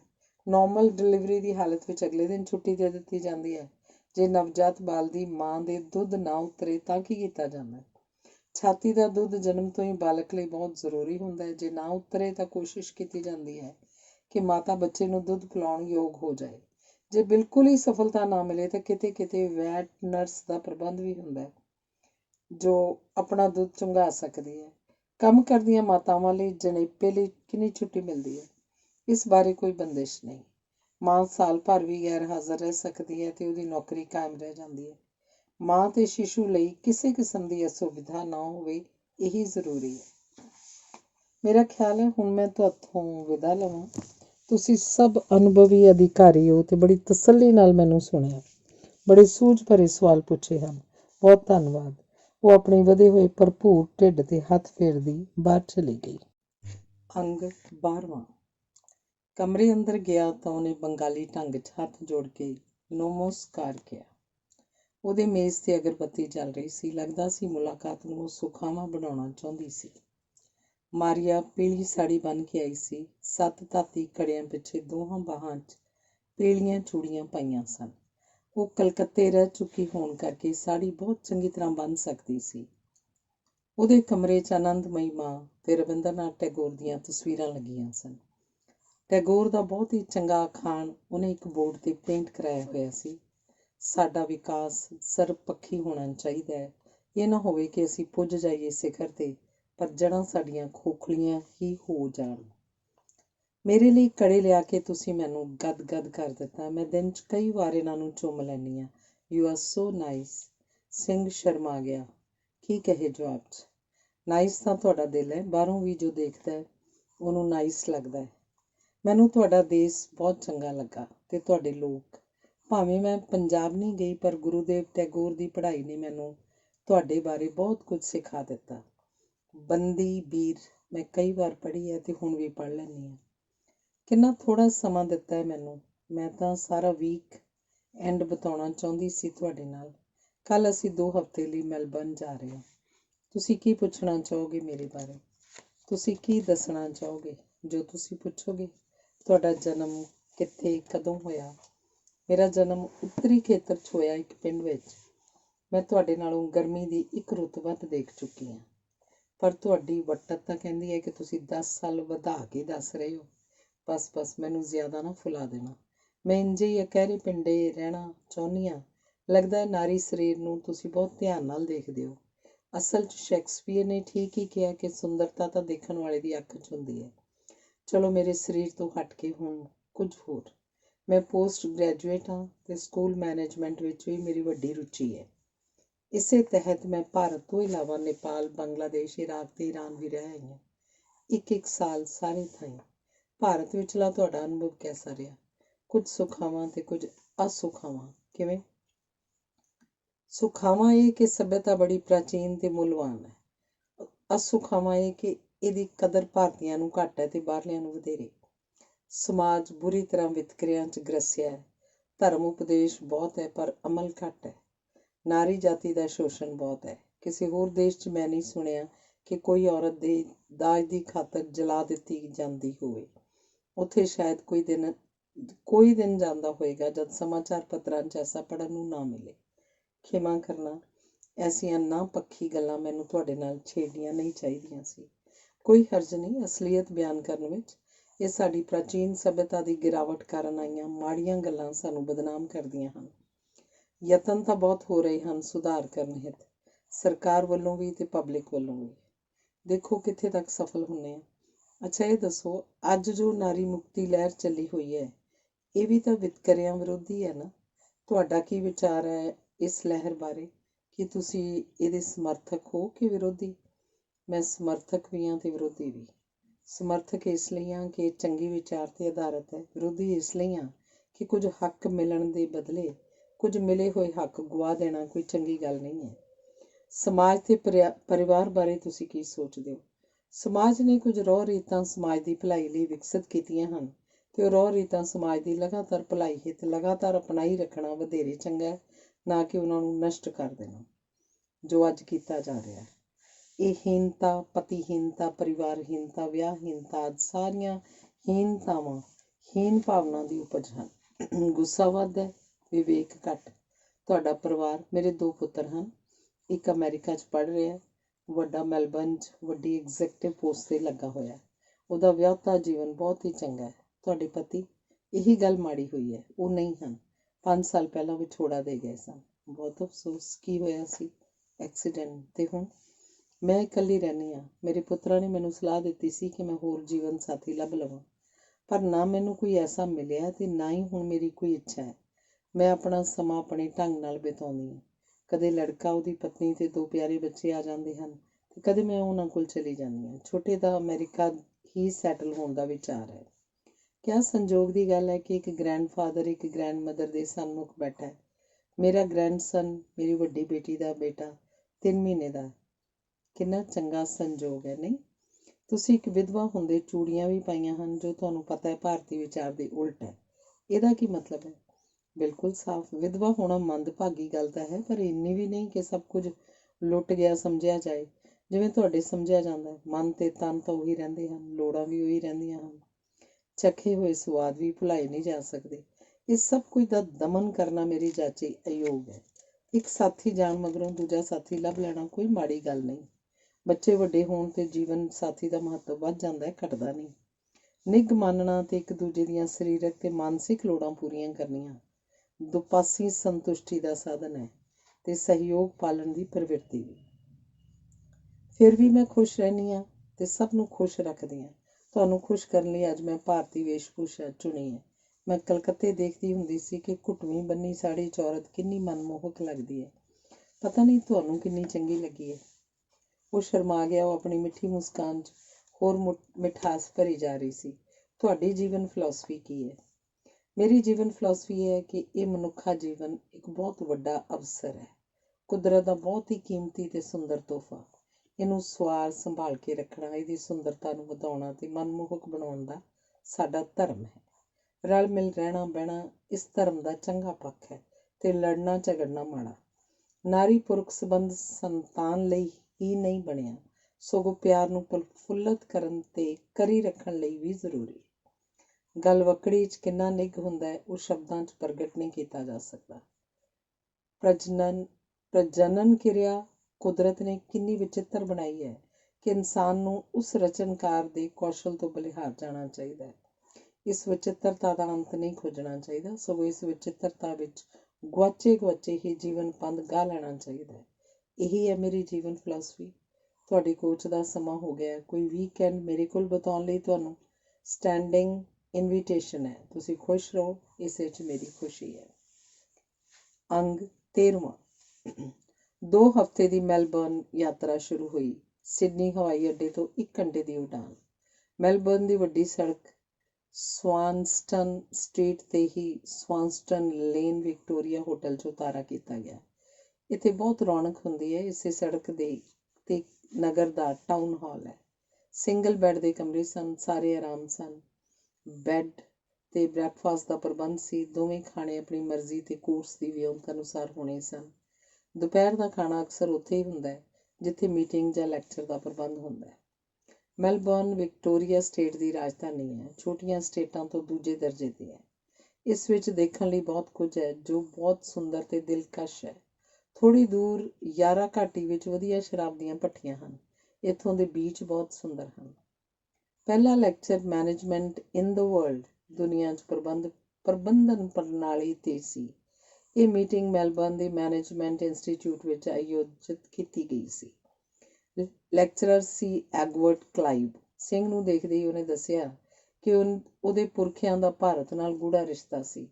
ਲਾਰਡ ਕਲਾਈਵ ਜੀ ਨੇ ਛੋਟੀ ਪਦਵੀ ਤੋਂ ਉੱਪਰ ਉੱਠ ਕੇ ਈਸਟ ਇੰਡੀਆ ਕੰਪਨੀ ਵੱਲੋਂ ਥਾਪੇ ਗਵਰਨਰ ਜਨਰਲ ਦੀ ਸ਼ੋਭਾ ਭਰਪੂਰ ਪਦਵੀ ਨੂੰ ਭਾਗ ਲਏ ਸਨ ਤੇ ਜੋ ਭਾਰਤ ਵਿੱਚ ਇੰਗਲੈਂਡ ਦਾ ਰਾਜ ਸਥਾਪਿਤ ਕਰਨ 'ਚ ਵੱਡਾ ਯੋਗਦਾਨ ਪਾ ਚੁੱਕਾ ਸੀ, ਉਹਦਾ ਪੁਰਖਾ ਸੀ। ਉਹਨੇ ਦੱਸਿਆ ਕਿ ਸਭ ਤੋਂ ਪੁਰਾਤਨ ਨਗਰ ਤੇ ਦੇਸ਼ ਵਿਆਪੀ ਪ੍ਰਬੰਧਨ ਪ੍ਰਣਾਲੀ ਚੰਦਰਗੁਪਤ ਮੌਰਿਆ ਦੇ ਸ਼ਾਸਨ ਕਾਲ 'ਚ ਸਥਾਪਿਤ ਹੋਈ ਸੀ, ਜਿਹਦਾ ਸੰਸਥਾਪਕ ਚਾਣਕਿਆ ਸੀ। ਸਰਕਾਰ ਦੇ 6 ਵੱਡੇ ਮਹਿਕਮੇ ਸਨ, ਜਿਨ੍ਹਾਂ ਦੇ ਮੰਤਰੀ ਵੀ ਤੇ ਪ੍ਰਸ਼ਾਸਨਿਕ ਮੁਖੀ ਵੀ ਨਿਯੁਕਤ ਕੀਤੇ ਜਾਂਦੇ ਸਨ। ਇਹ ਮਹਿਕਮੇ ਸਨ ਸੁਰੱਖਿਆ, ਜਿਹਦੇ ਅਧੀਨ ਥਲ ਤੇ ਜਲ ਸੈਨਾ ਆਉਂਦੀ ਸੀ। ਥਲ ਸੈਨਾ 4 ਪ੍ਰਕਾਰ ਦੀ ਸੀ। ਕਰ ਪ੍ਰਣਾਲੀ ਬੜੀ ਕੁਸ਼ਲ ਸੀ। ਵਿਦੇਸ਼ੀਆਂ ਦੀ ਦੇਖਭਾਲ ਤੇ ਆਰਾਮ ਲਈ ਬਹੁਤ ਚੰਗਾ ਪ੍ਰਬੰਧ ਵੀ ਸੀ ਤੇ ਉਹਨਾਂ ਤੇ ਤਿੱਖੀ ਨਜ਼ਰ ਵੀ ਰੱਖੀ ਜਾਂਦੀ ਸੀ। ਟਕਸਾਲ ਮਹਿਕਮਾ ਵੀ ਸੀ ਤੇ ਆਵਾਜਾਈ ਵੀ ਕਿਸੇ ਸਿਹਤ ਦੇ ਅੰਤਰਗਤ ਪ੍ਰਬੰਧੀ ਗਈ ਸੀ। ਆਂਤਰਿਕ ਸਿਕਿਉਰਿਟੀ ਲਈ ਬੜੀ ਕੁਸ਼ਲ ਪੁਲਿਸ ਸੀ। ਬਹੁਤ ਮਹੱਤਵਪੂਰਨ ਮਹਿਕਮਾ ਸੀ ਜਾਸੂਸੀ ਦਾ। ਸਰਕਾਰ ਕੋਲ ਹਰ ਕਿਸਮ ਦੀ ਜਾਣਕਾਰੀ ਹੁੰਦੀ ਸੀ। ਇਸ ਮਹਿਕਮੇ 'ਚ ਇਸਤਰੀਆਂ ਦੀ ਅਹਿਮ ਭੂਮਿਕਾ ਹੁੰਦੀ ਸੀ, ਜੋ ਮਰਦਾਂ ਦੇ ਨੇੜੇ ਹੋ ਕੇ ਉਹਨਾਂ ਨੂੰ ਆਪਣੇ ਰੂਪ ਜਾਲ 'ਚ ਉਲਝਾ ਕੇ ਉਹਨਾਂ ਤੋਂ ਐਸੀ ਜਾਣਕਾਰੀ ਪ੍ਰਾਪਤ ਕਰ ਲੈਂਦੀਆਂ ਸਨ ਜਿਹੜੀ ਸਰਕਾਰ ਲਈ ਮਹੱਤਵ ਰੱਖਦੀ ਹੋਵੇ ਤੇ ਕਿਸੇ ਭਾਵੀ ਖਤਰੇ ਤੋਂ ਸਰਕਾਰ ਨੂੰ ਖਬਰਦਾਰ ਕਰੇ। ਇਹ ਸਾਰਾ ਸਿਸਟਮ ਕੋਡੀਫਾਈਡ ਅਰਥ ਸ਼ਾਸਤਰ ਮਤਲਬ ਲਿਖਤ ਰੂਪ ਵਿੱਚ ਸੀ। ਈਸਾ ਦੇ ਪੂਰਵ ਕਾਲ 'ਚ ਇੰਨਾ ਕੁਸ਼ਲ ਸਰਕਾਰੀ ਪ੍ਰਬੰਧ ਕਿਸੇ ਹੋਰ ਸਭਿਅਤਾ ਵਿੱਚ ਨਹੀਂ ਪਾਇਆ ਜਾਂਦਾ। ਇੱਕ ਫੈਲੋ ਨੇ ਵਿੱਚ ਟੋਕਿਆ, ਇੰਨੀ ਕੁਸ਼ਲ ਪ੍ਰਬੰਧਨ ਪ੍ਰਣਾਲੀ ਵਰਗੀ ਵਿਰਾਸਤ ਦੇ ਬਾਵਜੂਦ ਵੀ ਭਾਰਤ ਗੁਲਾਮ ਕਿਉਂ ਰਹਿੰਦਾ ਰਿਹਾ? ਵਿਦੇਸ਼ੀ ਧਾੜਵੀਆਂ ਤੋਂ ਹਾਰਦਾ ਕਿਉਂ ਰਿਹਾ? ਇੱਕ ਬਹੁਤ ਅੱਛਾ ਸਵਾਲ ਹੈ, ਭਾਵੇਂ ਇਹਦਾ ਸੰਬੰਧ ਇਤਿਹਾਸਿਕ ਵਿਸ਼ਲੇਸ਼ਣ ਨਾਲ ਹੈ, ਪਰ ਮੋਟੇ ਤੌਰ ਤੇ ਕਿਹਾ ਜਾ ਸਕਦਾ ਹੈ ਕਿ ਚੰਗੇ ਤੋਂ ਚੰਗਾ ਪ੍ਰਬੰਧ ਵੀ ਕਦੇ ਸਥਾਈ ਨਹੀਂ ਰਹਿ ਸਕਦਾ ਜੇ ਉਹਦੇ ਪ੍ਰਬੰਧਕ ਸਦਾ ਜਾਗਰੂਕ ਨਾ ਰਹਿਣ। ਸਮੇਂ-ਸਮੇਂ ਆਪਣੀਆਂ ਕਮੀਆਂ ਤੇ ਚੰਗਿਆਈਆਂ ਨੂੰ ਮੁੜ ਵਿਚਾਰਨ ਦੀ ਲੋੜ ਹੁੰਦੀ ਹੈ। ਤੁਹਾਡਾ ਸਭ ਦਾ ਇੱਥੇ ਫੈਲੋਸ਼ਿਪ ਤੇ ਆਉਣਾ ਇਸੇ ਵਿਚਾਰ ਦਾ ਸਿੱਟਾ ਹੈ। ਸਮਾਂ ਬੜੀ ਤੇਜ਼ੀ ਨਾਲ ਬਦਲਦਾ ਰਹਿੰਦਾ ਹੈ ਤੇ ਜੋ ਦੇਸ਼ ਜਾਂ ਸੰਸਥਾਵਾਂ ਸਮੇਂ ਦੇ ਨਾਲ ਨਹੀਂ ਬਦਲਦੀਆਂ, ਉਹ ਟੁੱਟ ਜਾਂਦੀਆਂ ਹਨ ਜਾਂ ਮਿਟ ਜਾਂਦੀਆਂ ਹਨ। ਸਾਡੇ ਮੈਨੇਜਮੈਂਟ ਅਧਿਐਨ ਲਈ ਇਹ ਬਹੁਤ ਵੱਡੀ ਸਿੱਖਿਆ ਹੈ। ਇਹੀ ਹਾਲ ਹੋਰ ਪੁਰਾਤਨ ਸਭਿਅਤਾਵਾਂ ਦਾ ਵੀ ਹੋਇਆ ਹੈ, ਜੋ ਕਦੀ ਚੋਟੀ ਤੇ ਪੁੱਜੀਆਂ ਸਨ ਪਰ ਸਮਾਂ ਪਾ ਕੇ ਲਗਭਗ ਮਿਟ ਗਈਆਂ। ਇਸ ਲਈ ਪਲੈਨਿੰਗ ਬਹੁਤ ਹੀ ਮਹੱਤਵਪੂਰਨ ਭਾਗ ਹੈ ਕਿਸੇ ਵੀ ਪ੍ਰਬੰਧਨ ਦਾ। ਜਿੱਥੇ ਅੰਤਰਰਾਸ਼ਟਰੀ ਪੱਧਰ ਤੇ ਸਾਡਾ ਮੁਕਾਬਲਾ ਚਾਹੇ ਵਪਾਰਕ ਹੋਵੇ, ਚਾਹੇ ਅਸਰ ਰਸੂਖ ਸੰਬੰਧੀ ਤੇ ਚਾਹੇ ਸੁਰੱਖਿਆ ਸੰਬੰਧੀ, ਉੱਥੇ ਦੇਸ਼ ਵਿੱਚ ਵੀ ਵੱਖ-ਵੱਖ ਢੰਗ ਨਾਲ ਮੁਕਾਬਲੇ ਦੀ ਹੋੜ ਲੱਗੀ ਰਹਿੰਦੀ ਹੈ। ਸੰਖੇਪ ਵਿੱਚ ਕਿਹਾ ਜਾ ਸਕਦਾ ਹੈ ਕਿ ਜਿੱਥੇ ਬਹੁਤ ਉੱਚ ਸਿੱਖਿਆ ਪ੍ਰਾਪਤ ਮੈਨੇਜਰ ਨਿਯੁਕਤ ਕਰਨੇ ਜ਼ਰੂਰੀ ਹਨ, ਉੱਥੇ ਉਹਨਾਂ ਨੂੰ ਸਮੇਂ-ਸਮੇਂ ਨਵੀਆਂ ਗੱਲਾਂ ਜੋ ਉਹਨਾਂ ਦੇ ਖੇਤਰ ਨਾਲ ਸੰਬੰਧ ਰੱਖਦੀਆਂ ਹੋਣ ਦੀ ਟ੍ਰੇਨਿੰਗ ਵੀ ਮਿਲਦੀ ਰਹਿਣੀ ਚਾਹੀਦੀ ਹੈ। ਆਦਰਸ਼ ਵਿਵਸਥਾ ਤਾਂ ਉਹ ਹੈ ਜਿੱਥੇ ਮੈਨੇਜਰਸ ਤੇ ਹੋਰ ਉੱਚ ਅਧਿਕਾਰੀ ਆਪਣੇ ਕਾਰਜਕਾਲ ਦਾ ਚੰਗਾ ਹਿੱਸਾ ਟ੍ਰੇਨਿੰਗ ਵਿੱਚ ਹੀ ਬਿਤਾਉਣ। ਇਸ ਨਾਲ ਉਹਨਾਂ ਵਿੱਚ ਤਾਜ਼ਗੀ ਵੀ ਆਉਂਦੀ ਹੈ ਤੇ ਉਤਸ਼ਾਹ ਵੀ ਤਕੜਾ ਹੀ ਫੜਦਾ ਹੈ। ਲੈਕਚਰ ਮਗਰੋਂ ਕਈ ਪੱਖਾਂ ਤੇ ਬਹਿਸ ਹੁੰਦੀ ਰਹੀ ਤੇ ਇੰਜ 2 ਘੰਟੇ ਬੀਤ ਗਏ। ਸੰਸਥਾ ਦੇ ਮੁਖੀ ਨੇ ਸਰਕਾਰ ਦਾ ਧੰਨਵਾਦ ਕੀਤਾ, ਵਿਦੇਸ਼ੀ ਮਹਿਮਾਨਾਂ ਨੂੰ ਜੀ ਆਇਆਂ ਕਿਹਾ। ਨਾਲ ਹੀ ਉਹਨਾਂ ਨੇ ਵਿਸਥਾਰ ਸਹਿਤ 2 ਹਫ਼ਤੇ ਲਈ ਬਣਾਏ ਗਏ ਪ੍ਰੋਗਰਾਮ ਬਾਰੇ ਦੱਸਿਆ। 1 ਹਫ਼ਤਾ ਦਿਨ ਦਾ ਪਹਿਲਾ ਹਿੱਸਾ ਵੱਖ-ਵੱਖ ਸੰਸਥਾਵਾਂ ਤੇ ਜਾਣਾ ਤੇ ਵਿਚਾਰ ਵਟਾਂਦਰਾ ਕਰਨ ਤੇ ਦੂਸਰਾ ਹਿੱਸਾ ਸਾਈਟ ਸੀਇੰਗ ਲਈ ਰੱਖਿਆ ਗਿਆ। ਦੂਜੇ ਹਫ਼ਤੇ 'ਚ 2-2 ਕਰਕੇ ਸਾਰੇ ਫੈਲੋਜ਼ ਨੂੰ ਵੱਖ-ਵੱਖ ਸੰਸਥਾਵਾਂ ਨਾਲ ਜੋੜਿਆ ਜਾਏਗਾ, ਜਿੱਥੇ ਉਹ ਰਹਿ ਕੇ ਪ੍ਰਬੰਧਨ ਪ੍ਰਣਾਲੀ ਦਾ ਥਾਂ ਤੇ ਅਧਿਐਨ ਕਰਨਗੇ ਤੇ ਲਾਹੇਵੰਦ ਜਾਣਕਾਰੀ ਪ੍ਰਾਪਤ ਕਰਨਗੇ। ਮਗਰੋਂ ਦੁਪਹਿਰ ਦੇ ਖਾਣੇ ਦਾ ਸੱਦਾ ਦਿੱਤਾ ਗਿਆ। ਮੁੱਖ ਗੱਲ ਸੀ ਸਾਰਿਆਂ ਦਾ ਪ੍ਰਾਹੁਣਿਆਂ ਪ੍ਰਤੀ ਆਦਰ ਸਤਿਕਾਰ ਤੇ ਨਿੱਘ ਮੁਸਕਰਾਹਟ ਦੇ ਹਾਸੇ ਉਹਨਾਂ ਨੂੰ ਬਹੁਤ ਮੋਹਕ ਬਣਾ ਰਹੇ ਸਨ।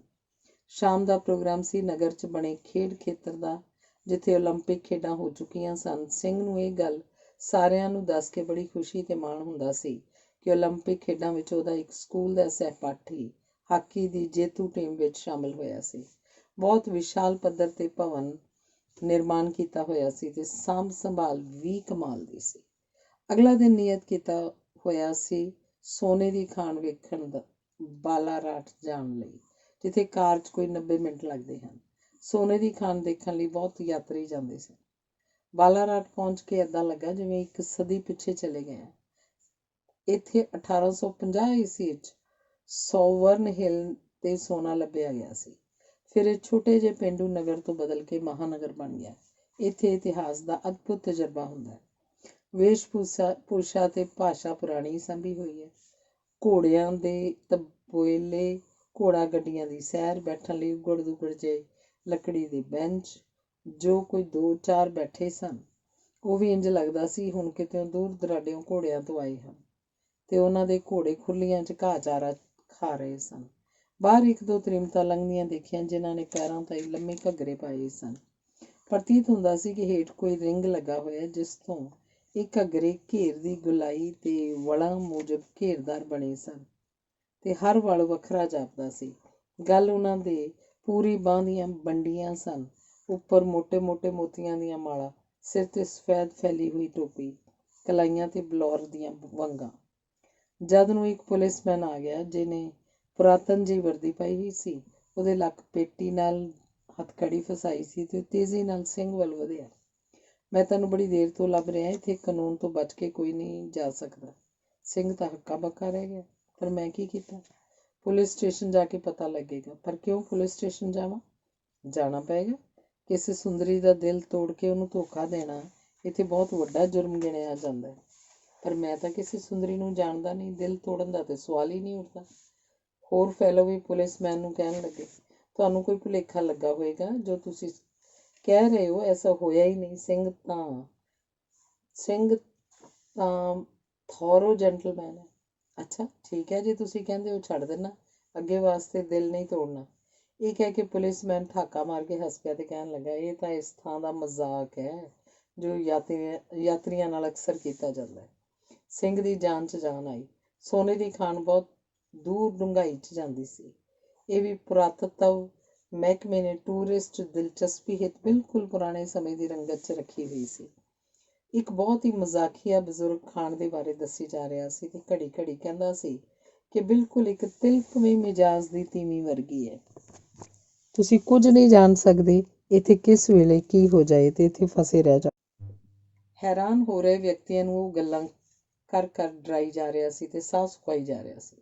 ਸਿੰਘ ਨੂੰ ਪੁਰਾਣੀ ਪੜ੍ਹੀ ਇੱਕ ਤੁਕ ਯਾਦ ਆਈ। ਸੋਨਾ ਲੈਣੇ ਪੀਏ ਗਏ, ਸੋਨਾ ਕਰ ਗਏ ਦੇਸ, ਸੋਨਾ ਮਿਲੇ ਨਾ ਪੀ ਮਿਲੇ, ਰੂਪਾ ਹੋ ਗਏ ਕੇਸ। ਫਿਰ ਖਿਆਲ ਆਇਆ ਕਿ ਇਹ ਵੀ ਪੁਲਿਸਮੈਨ ਵਰਗਾ ਮਜ਼ਾਕ ਹੋ ਸਕਦਾ ਹੈ। ਖਾਣ ਤੋਂ ਉੱਪਰ ਬਾਹਰ ਆ ਕੇ ਇੱਕ ਛੱਪੜੀ ਜਿਹੀ ਸੀ, ਜਿਸ 'ਚ ਥੋੜ੍ਹੇ ਜਿਹੇ ਪਾਣੀ 'ਚ ਸੁਆਹ ਰਲੀ ਸੀ। ਇੱਕ ਬੁੱਢਾ ਤੇ ਬੁੱਢੀ ਖੁਰਪੀਆਂ ਨਾਲ ਇੱਕ ਗਿੱਲੀ ਰਾਖ ਇੱਕ ਛਾਨਣੀ 'ਚ ਪਾਈ ਜਾ ਰਹੇ ਸਨ। ਜਦ ਛਾਨਣੀ ਅੱਧੀ ਕੁ ਭਰ ਗਈ ਤਾਂ ਕੋਲ ਪਏ ਪਾਣੀ ਦੇ ਕਨਸਤਰ 'ਚੋਂ ਮੱਗ ਨਾਲ ਛਾਨਣੀ 'ਚ ਪਾਣੀ ਡੋਲਣ ਲੱਗ ਪਏ। ਜਾਲੀ ਬਹੁਤ ਬਰੀਕ ਸੀ, ਉਹਦੇ ਵਿੱਚੋਂ ਦੀ ਰੇਤ ਕਿਰ ਕੇ ਹੇਠਾਂ ਰੱਖੀ ਐਲਮੀਨੀਅਮ ਦੀ ਚਿਲਮਚੀ 'ਚ ਪੈ ਰਹੀ ਸੀ। ਰੇਤ ਬਿਲਕੁਲ ਸੁਨਹਿਰੀ ਰੰਗ ਦੀ ਸੀ। ਉਹ ਦੱਸ ਰਹੇ ਸਨ ਕਿ ਇਹੀ ਸੋਨਾ ਹੈ ਜੋ ਇੱਥੋਂ ਪਹਿਲਾਂ ਬਹੁਤ ਨਿਕਲਦਾ ਸੀ ਤੇ ਹੁਣ ਸਾਰੇ ਦਿਨ ਵਿੱਚ ਬੁੱਢੇ ਬੁੱਢੀ ਦੀ ਰੋਟੀ ਦੇ ਖਰਚੇ ਬਰਾਬਰ ਵੀ ਨਹੀਂ ਨਿਕਲਦਾ। ਉਹ ਵੀ ਹੱਸ ਪਏ ਤੇ ਦਰਸ਼ਕ ਵੀ। ਦੁਪਹਿਰ ਦਾ ਖਾਣਾ ਖਾਣ ਲਈ ਡਾਈਨਿੰਗ ਹਾਲ ਵਿੱਚ ਗਏ ਤਾਂ ਬਹੁਤ ਸਧਾਰਨ ਪਰ ਸੁੰਦਰ ਕੁਰਸੀਆਂ ਗੋਲ ਮੇਜ਼ਾਂ 'ਚ ਗਿਰਦ ਲੱਗੀਆਂ ਹੋਈਆਂ ਸਨ। ਹਰ ਮੇਜ਼ ਤੇ ਤਾਜ਼ੇ ਫੁੱਲਾਂ ਦੇ ਗੁਲਦਸਤੇ ਸਜਾਏ ਸਨ। ਜਿਸ ਵੇਸ਼-ਭੂਸ਼ਾ 'ਚ ਪਹਿਲਾਂ ਬਾਹਰ ਕੁਝ ਤ੍ਰੀਮਤਾਂ ਦੇਖੀਆਂ ਸਨ, ਉਸੇ ਤਰ੍ਹਾਂ ਤਨ ਢਕੀ ਯੁਵਤੀਆਂ ਖਾਣ ਦਾ ਸਮਾਨ ਪਰੋਸ ਰਹੀਆਂ ਸਨ। ਲਾਲ ਰੰਗ ਦੀ ਸ਼ਰਾਬ ਲਿਆਂਦੀ ਗਈ ਤੇ ਰੱਜ ਕੇ ਪੀਣ ਲਈ ਕਿਹਾ ਗਿਆ। ਸਿੰਘ ਵਾਸਤੇ ਉਸੇ ਰੰਗ ਦਾ ਸ਼ਰਬਤ ਆ ਗਿਆ ਜੋ ਦੱਖਣ ਦੇ ਅਨਾਰਾਂ ਦਾ ਰਸ ਪ੍ਰਤੀਤ ਹੋਇਆ। ਮੁਰਗੇ, ਮੱਛੀ, ਸਲਾਦ, ਬੰਦ ਤੇ ਸੌਸ ਲਿਆਂਦੇ ਗਏ। ਖਾਣਾ ਬਹੁਤ ਹੀ ਸੁਆਦੀ ਸੀ। ਇਹਦਾ ਸਾਰਾ ਪ੍ਰਬੰਧ ਕੋਰਸ ਡਾਇਰੈਕਟਰ ਨੇ ਕੀਤਾ ਹੋਇਆ ਸੀ। ਉੱਥੇ ਅੱਗੇ ਫਿਲਿਪ ਆਈਲੈਂਡ ਵੱਲ ਕੋਚ ਚੱਲ ਪਈ। ਇਸ ਟਾਪੂ ਦੀ ਨੇਚਰ ਪਾਰਕ ਦੇ ਪੈਂਗੁਇਨ ਦੇਖਣ ਲਈ ਟੂਰਿਸਟ ਸਾਰੇ ਦੇਸ਼ ਤੇ ਦੁਨੀਆ 'ਚੋਂ ਆਉਂਦੇ ਸਨ। ਸ਼ਾਮ ਨੂੰ ਜਦ ਪੈਂਗੁਇਨ ਹੌਲੀ ਹੌਲੀ ਤੱਟ ਵੱਲ ਖਿਸਕਦੇ ਹਨ ਤਾਂ ਬੜਾ ਦਿਲਕਸ਼ ਨਜ਼ਾਰਾ ਹੁੰਦਾ ਹੈ। ਇਹ ਮੈਲਬਰਨ ਤੋਂ ਕਈ 1.5 ਘੰਟੇ ਕਾਰ ਜਾਂ ਕੋਚ ਦੀ ਦੂਰੀ 'ਤੇ ਹੈ। ਦੱਖਣ ਪੂਰਬ ਵੱਲ ਟਾਪੂ ਤੇ ਮੇਨਲੈਂਡ ਵਿਚਕਾਰ ਸੜਕੀ ਪੁਲ ਹੈ। ਰਾਹ 'ਚ ਵਾਰੁਕ ਕੈਟਲ ਫਾਰਮ ਹੈ ਜਿੱਥੇ ਭੇਡਾਂ ਮੁੰਨਣ ਤੇ ਕਈ ਰਾਈਆਂ ਨੂੰ ਚੇਰ ਦੇਖਣ ਵਾਲੇ ਨਜ਼ਾਰੇ ਹੁੰਦੇ ਸਨ। ਰਾਹ 'ਚ ਵਾਈਲਡ ਲਾਈਫ ਵੰਡਰਲੈਂਡ ਹੈ। ਇਹ ਟਾਪੂ ਤੇ ਤੱਟ ਪੈਂਗੁਇਨਜ਼ ਕਾਰਨ ਬਹੁਤ ਪ੍ਰਸਿੱਧ ਹੈ। ਮੈਨੇਜਮੈਂਟ ਕੌਂਸਲ ਦੇ ਦਫ਼ਤਰ 'ਚ ਵਿਦਵਾਨ ਮਾਹਿਰ ਨੇ ਪ੍ਰਬੰਧਨ ਪ੍ਰਣਾਲੀ 'ਚ ਲੰਕਾ ਦੇ ਯੋਗਦਾਨ ਦੇ ਮਹੱਤਵ 'ਤੇ ਲੈਕਚਰ ਦਿੱਤਾ। ਉਹਨੇ ਦੱਸਿਆ ਕਿ ਕਈ ਵਾਰ ਪ੍ਰਬੰਧਨ ਐਸੇ ਫੈਸਲੇ ਲੈਂਦਾ ਹੈ ਜੋ ਪਹਿਲੀ ਨਜ਼ਰੇ ਤਾਂ ਠੀਕ ਲੱਗਦੇ ਹਨ ਪਰ ਮਗਰੋਂ ਠੀਕ ਸਾਬਤ ਨਹੀਂ ਹੁੰਦੇ। ਕਈ ਵਾਰੀ ਠੀਕ ਫੈਸਲੇ ਵੀ ਬਦਲਣੇ ਪੈਂਦੇ ਹਨ ਕਿਉਂਕਿ ਉਹਨਾਂ ਨੂੰ ਲਾਗੂ ਕਰਨ ਦਾ ਅਜੇ ਸਮਾਂ ਨਹੀਂ ਹੋਇਆ ਹੁੰਦਾ, ਜਾਂ ਸਮਾਂ ਲੱਦ ਗਿਆ ਹੁੰਦਾ ਹੈ, ਜਾਂ ਕੁਝ ਫੈਸਲੇ ਸਭ ਤਰ੍ਹਾਂ ਠੀਕ ਹੋਣ ਦੇ ਬਾਵਜੂਦ ਲੋਕਾਂ ਦੇ ਮਨ ਨੂੰ ਨਹੀਂ ਜੱਚਦੇ ਤੇ ਵਿਰੋਧ ਹੁੰਦਾ ਰਹਿੰਦਾ ਹੈ। ਲੋਕ ਰਾਜੀ ਢਾਂਚੇ ਵਿੱਚ ਇਹ ਬਹੁਤ ਜ਼ਰੂਰੀ ਹੈ ਕਿ ਲੋਕਾਂ ਦੀ ਰਾਏ ਕੇਵਲ ਕੁਝ ਵਰ੍ਹਿਆਂ ਲਈ ਚੁਣੇ ਹੋਏ ਉਹਨਾਂ ਦੇ ਪ੍ਰਤੀਨਿਧ ਤੇ ਨਾ ਪੂਰੀ ਤਰ੍ਹਾਂ ਛੱਡ ਦਿੱਤੀ ਜਾਵੇ, ਸਗੋਂ ਇਸ ਲਈ ਉਹਨਾਂ ਫੈਸਲਿਆਂ 'ਚ ਯਥਾਰਥਕ ਲੋਕ ਰਾਏ ਬਣਾਉਣੀ ਜ਼ਰੂਰੀ ਹੈ। ਇਹ ਕਿਵੇਂ ਹੁੰਦੀ ਹੈ? ਪਹਿਲਾਂ ਤਾਂ ਕੋਈ ਮਹੱਤਵਪੂਰਨ ਫੈਸਲਾ ਕਾਹਲੀ ਵਿੱਚ ਨਾ ਕੀਤਾ ਜਾਏ। ਇਸ ਬਾਰੇ ਜਨਤਾ ਨੂੰ ਪੂਰੀ ਜਾਣਕਾਰੀ ਦਿੱਤੀ ਜਾਏ। ਤੁਸੀਂ ਚਾਹੁੰਦੇ ਹੋ ਕਿ ਕਿਸੇ ਫੈਸਲੇ ਤੋਂ ਪਹਿਲਾਂ ਸਾਡੇ ਕੋਲ ਪੂਰੀ ਜਾਣਕਾਰੀ ਹੋਣੀ ਚਾਹੀਦੀ ਹੈ। ਇਸ ਫੈਸਲੇ ਦਾ ਜਨਤਾ ਵਿੱਚ ਕੀ ਪ੍ਰਤੀਕਰਮ ਹੋਏਗਾ, ਇਹ ਪੱਖ ਵੀ ਸਾਡੀ ਜਾਣਕਾਰੀ ਦਾ ਹਿੱਸਾ ਹੋਣਾ ਚਾਹੀਦਾ ਹੈ। 4 ਵਜੇ ਮੈਲਬਰਨ ਟਾਊਨ ਹਾਲ 'ਚ ਮੈਨੇਜਮੈਂਟ ਫੈਲੋਜ਼ ਦਾ ਨਾਗਰਿਕ ਅਭਿਨੰਦਨ ਸਿਵਲ ਰਿਸੈਪਸ਼ਨ ਹੋਇਆ। ਸਟੇਜ ਦੇ ਪਿੱਛੇ ਮਲਕਾ ਐਲਿਜ਼ਬੈਥ ਤੇ ਪ੍ਰਿੰਸ ਫਿਲਿਪ ਦੀਆਂ ਬਹੁਤ ਵੱਡੀਆਂ ਫਰੇਮ ਕੀਤੀਆਂ ਹੋਈਆਂ ਤਸਵੀਰਾਂ ਲੱਗੀਆਂ ਸਨ। ਵੱਡੀ ਗਿਣਤੀ ਵਿੱਚ ਨਗਰ ਦੇ ਪਤਵੰਤੇ ਇਕੱਤਰ ਹੋਏ ਸਨ। ਲਾਰਡ ਮੇਅਰ ਆਪਣੇ ਸਿੰਘਾਸਨ ਤੇ ਵਿਰਾਜਮਾਨ ਸੀ। ਇੱਕ ਪਾਸੇ ਟਾਊਨ ਕਲਰਕ, ਮਿਊਨਿਸਪਲ ਕਮਿਸ਼ਨਰ ਤੇ ਦੂਜੇ ਪਾਸੇ ਟਾਊਨ ਪਲੈਨਰ ਬੈਠੇ ਸਨ। ਹੋਰ ਅਧਿਕਾਰੀ ਵੀ ਆਪਣੇ ਨਿਯਤ ਅਸਥਾਨ ਤੇ ਬੈਠੇ ਸਨ। ਜਦੋਂ ਮੈਨੇਜਮੈਂਟ ਗਰੁੱਪ ਪ੍ਰਾਹੁਣਿਆਂ ਦੀ ਸ਼ਕਲ ਵਿੱਚ ਹਾਲ ਅੰਦਰ ਆਪਣੇ ਕੋਰਸ ਡਾਇਰੈਕਟਰ ਦੀ ਅਗਵਾਈ 'ਚ ਆਇਆ ਤਾਂ ਸਾਰਿਆਂ ਨੇ ਤਾਲੀਆਂ ਮਾਰ ਕੇ ਸਵਾਗਤ ਕੀਤਾ। ਟਾਊਨ ਕਲਰਕ ਨੇ ਸਾਰੇ ਮਹਿਮਾਨਾਂ ਨੂੰ ਜੀ ਆਇਆਂ ਕਿਹਾ ਤੇ ਉਹਨਾਂ ਬਾਰੇ ਸੰਖੇਪ ਜਾਣਕਾਰੀ ਦਿੱਤੀ। ਕੇਂਦਰੀ ਸਰਕਾਰ ਦਾ ਧੰਨਵਾਦ ਕੀਤਾ। ਇੰਟਰਨੈਸ਼ਨਲ ਮੈਨੇਜਮੈਂਟ ਇੰਸਟੀਚਿਊਟ ਦੇ ਪ੍ਰਿੰਸੀਪਲ ਤੇ ਨਾਲ ਆਏ ਕੋਰਸ ਡਾਇਰੈਕਟਰ ਦਾ ਵੀ ਧੰਨਵਾਦ ਕੀਤਾ। ਲਾਰਡ ਮੇਅਰ ਨੇ ਲੰਬੇ ਭਾਸ਼ਣ 'ਚ ਨਗਰ ਤੇ ਨਗਰਪਾਲਿਕਾ ਬਾਰੇ ਜਾਣਕਾਰੀ ਦਿੰਦਿਆਂ ਜ਼ੋਰ ਦੇ ਕੇ ਕਿਹਾ ਕਿ ਨਗਰਪਾਲਿਕਾ ਦੀ ਸਵਾਇਤਤਾ ਹੀ ਚੰਗੇ ਨਗਰ ਪ੍ਰਬੰਧ ਦੀ ਟੇਕ ਹੈ, ਪਰ ਐਸਾ ਹੁੰਦਾ ਨਹੀਂ। ਸਰਦਾਰਾਂ ਅਯੋਗ ਦਖਲ ਵੀ ਦਿੰਦੀਆਂ ਰਹਿੰਦੀਆਂ ਹਨ ਤੇ ਕਈ ਵਾਰੀ ਪਾਲਿਕਾ ਦੀ ਚੁਣੀ ਹੋਈ ਸਭਾ ਨੂੰ ਕੁਝ ਭੰਗ ਵੀ ਕਰ ਦਿੰਦੀਆਂ ਹਨ। ਇਹ ਚੰਗੇ ਸੰਕੇਤ ਨਹੀਂ ਹਨ। ਸਿੰਘ ਨੇ ਲਾਰਡ ਮੇਅਰ ਨੂੰ ਯੋਰ ਵਰਸ਼ਿਪ ਦੇ ਸ਼ਬਦਾਂ ਨਾਲ ਸੰਬੋਧਨ ਕਰਕੇ ਧੰਨਵਾਦ ਕੀਤਾ ਤਾਂ ਜ਼ੋਰ ਦੀ ਤਾਲੀਆਂ ਵੱਜੀਆਂ। ਇਹ ਬਹੁਤ ਢੁਕਵਾਂ ਸੰਬੋਧਨ ਸੀ। ਨਗਰ ਦੇ ਪ੍ਰਥਮ ਨਾਗਰਿਕ ਬਾਰੇ ਹਰ ਕਿਸਮ ਦੀ ਸ਼ਰਾਬ ਪਰੋਸੀ ਗਈ। ਸ਼ਾਹੀ ਪ੍ਰਕਾਰ ਦਾ ਭੋਜ ਦਿੱਤਾ ਗਿਆ। ਅੰਗ 14ਵਾਂ। ਨਗਰ ਪਾਲਿਕਾ ਦੇ ਅਧਿਕਾਰੀਆਂ ਨਾਲ ਬੜੀ ਲਾਹੇਵੰਦ ਗੱਲਬਾਤ ਹੋਈ। ਹੈਰਾਨੀ ਹੁੰਦੀ ਸੀ ਇਹ ਦੇਖ ਕੇ ਕਿ ਕਿੰਨੀ ਜਲਦੀ ਲੋਕਾਂ ਦੇ ਕੰਮ ਨਿਪਟਾਏ ਜਾਂਦੇ ਸਨ ਤੇ ਨੁਕਤਾਚੀਨੀ ਹੋਵੇ ਤਾਂ ਉਸ ਤੋਂ ਸੇਧ ਲਈ ਜਾਂਦੀ ਸੀ। ਪੂਰੀ ਸੰਤੁਸ਼ਟੀ ਤਾਂ ਕਦੇ ਹੋ ਨਹੀਂ ਸਕਦੀ, ਕਿਉਂਕਿ ਲੋੜਾਂ ਜਿੰਨੀ ਗਤੀ ਨਾਲ ਵੱਧਦੀਆਂ ਸਨ, ਪੂਰਤੀ ਉਨੀ ਝੋਲੀ ਨਹੀਂ ਹੁੰਦੀ। ਫੇਰ ਵੀ ਵੱਧ ਤੋਂ ਵੱਧ ਸੰਤੁਸ਼ਟੀ ਪ੍ਰਦਾਨ ਕਰਨ ਹਿੱਤ ਉਹ ਕਰਮਠ ਰਹਿੰਦੇ ਦਿਸਦੇ ਸਨ। Lord Mayor, deputy Lord Mayor ਤੇ ਕੌਂਸਲਰਾਂ ਦੇ ਦਫ਼ਤਰ ਵੀ ਦਿਖਾਏ। ਸ਼ਾਨ ਸ਼ੌਕਤ ਬਿਲਕੁਲ ਸ਼ਾਹਾਨਾ ਸੀ। ਇੰਨੀ ਸੁਹਿਰਦਤਾ ਨਾਲ ਮਿਲੇ ਕਿ ਵਿਦੇਸ਼ੀਆਂ ਦਾ ਮਨ ਮੋਹ ਲਿਆ। ਸ਼ਾਮ ਨੂੰ ਹੋਟਲ 'ਚ ਆਰਾਮ ਕਰਦਿਆਂ ਮਨ 'ਚ ਆਇਆ ਕਿ ਟੈਲੀਫੋਨ ਦੀ ਡਾਇਰੈਕਟਰੀ ਤੱਕੀ ਜਾਏ, ਇਸ ਲਈ ਕਿ ਕੋਈ ਭਾਰਤੀ ਨਾਮ ਵੀ ਮਿਲਦਾ ਹੈ ਕਿ ਨਹੀਂ। ਸਭ ਤੋਂ ਪਹਿਲਾਂ ਸਿੰਘ ਨਾਮ ਲੱਭਣ ਲੱਗਾ ਤਾਂ ਪੂਰੇ 2 ਪੰਨੇ ਸਿੰਘਾਂ ਨਾਲ ਭਰੇ ਪਏ ਸਨ। ਇੱਕ ਨੰਬਰ ਡਾਇਲ ਕਰ ਦਿੱਤਾ। ਮੈਂ ਭਾਰਤ ਤੋਂ ਆਇਆ ਹਾਂ ਜੀ, ਇੱਥੇ ਥੋੜ੍ਹੇ ਦਿਨਾਂ ਲਈ। ਮੇਰਾ ਜੀਅ ਕਰਦਾ ਸੀ ਕਿਸੇ ਆਪਣੇ ਬੰਦੇ ਨਾਲ ਗੱਲ ਕੀਤੀ ਜਾਏ। ਸਾਡੇ ਧੰਨ ਭਾਗ ਜੀ, ਜੋ ਸਾਡਾ ਨੰਬਰ ਤੁਸੀਂ ਦੇਖਿਆ ਤੇ ਘੰਟੀ ਕੀਤੀ। ਤੁਸੀਂ ਗੱਲਬਾਤ ਤੋਂ ਦੁਆਬੇ ਦੇ ਲੱਗਦੇ ਹੋ। ਹਾਂਜੀ, ਪੱਕੇ ਦੁਆਬੀ। ਸਾਡਾ ਪਿੰਡ ਕੋਟ ਕਲਾਂ ਜਲੰਧਰ ਛਾਉਣੀ ਦੇ ਕੋਲ ਹੀ ਹੈ। ਵਾਹ ਬਈ ਵਾਹ, ਕਿਆ ਸੰਜੋਗ ਬਣਿਆ, ਮੈਂ ਵੀ ਜਲੰਧਰ ਛਾਉਣੀ ਦਾ ਜੰਮਪਲ ਹੈਗਾ। ਲਓ ਜੀ, ਆਹ ਤਾਂ ਮੌਜ ਲੱਗ ਗਈ, ਬਿਲਕੁਲ ਆਪਣੀ ਨਿਕਲ ਆਈ। ਕਿਹੜੇ ਸਕੂਲ ਪੜ੍ਹੇ ਸੀ? Cantonment board high school. ਲੈ, ਉੱਥੇ ਮੈਂ ਪੜ੍ਹਿਆ ਸੀ। ਕਿਹੜੇ ਸਾਲ ਮੈਟ੍ਰਿਕ ਕੀਤੀ ਸੀ? 1951 'ਚ। ਤੁਸੀਂ ਤਾਂ ਬਹੁਤ ਸੀਨੀਅਰ ਹੋ, ਮੈਂ ਤਾਂ 70 'ਚ ਕੀਤੀ ਸੀ। ਆਓ ਸਾਡੇ ਕੋਲ ਆਓ। ਹੁਣ ਕਿੱਥੋਂ ਬੋਲ ਰਹੀ ਹੋ? ਸਵਾਨਸਟਨ ਸਟਰੀਟ ਵਿਕਟੋਰੀਆ ਹੋਟਲ ਤੋਂ। ਸਾਥੋਂ 40 ਮੀਲ ਦੂਰ ਹੈ। ਕੱਲ੍ਹ ਤੇ ਪਰਸੋਂ ਅਸੀਂ ਮੇਲੇ ਵਿੱਚ ਰੁੱਝੇ ਹੋਣਾ। ਅਗਲੇ ਵੀਕਐਂਡ 'ਤੇ ਆਓ ਸਾਡੇ ਕੋਲ, ਅਸੀਂ ਆ ਕੇ ਲੈ ਜਾਵਾਂਗੇ। ਤਦ ਤਾਈਂ ਤਾਂ ਅਸੀਂ ਚਲੇ ਜਾਣਾ ਹੈ। ਖੈਰ, ਬਹੁਤ ਖੁਸ਼ੀ ਹੋਈ ਆਪਣੀ ਬੋਲੀ 'ਚ ਆਪਣਿਆਂ ਨਾਲ ਗੱਲ ਕਰਕੇ। ਨਗਰ ਦਾ ਬਹੁਤ ਹੀ ਮਹੱਤਵਪੂਰਨ ਉਤਸਵ ਮੂੰਬਾ ਵਾਟਰ ਫੈਸਟੀਵਲ ਦੇਖਣ ਦਾ ਮੌਕਾ ਮਿਲਿਆ। ਇਹ ਮੇਲਾ ਯਾਰਾ ਨਦੀ ਦੇ ਕੰਢੇ 'ਤੇ ਲੱਗਦਾ ਹੈ।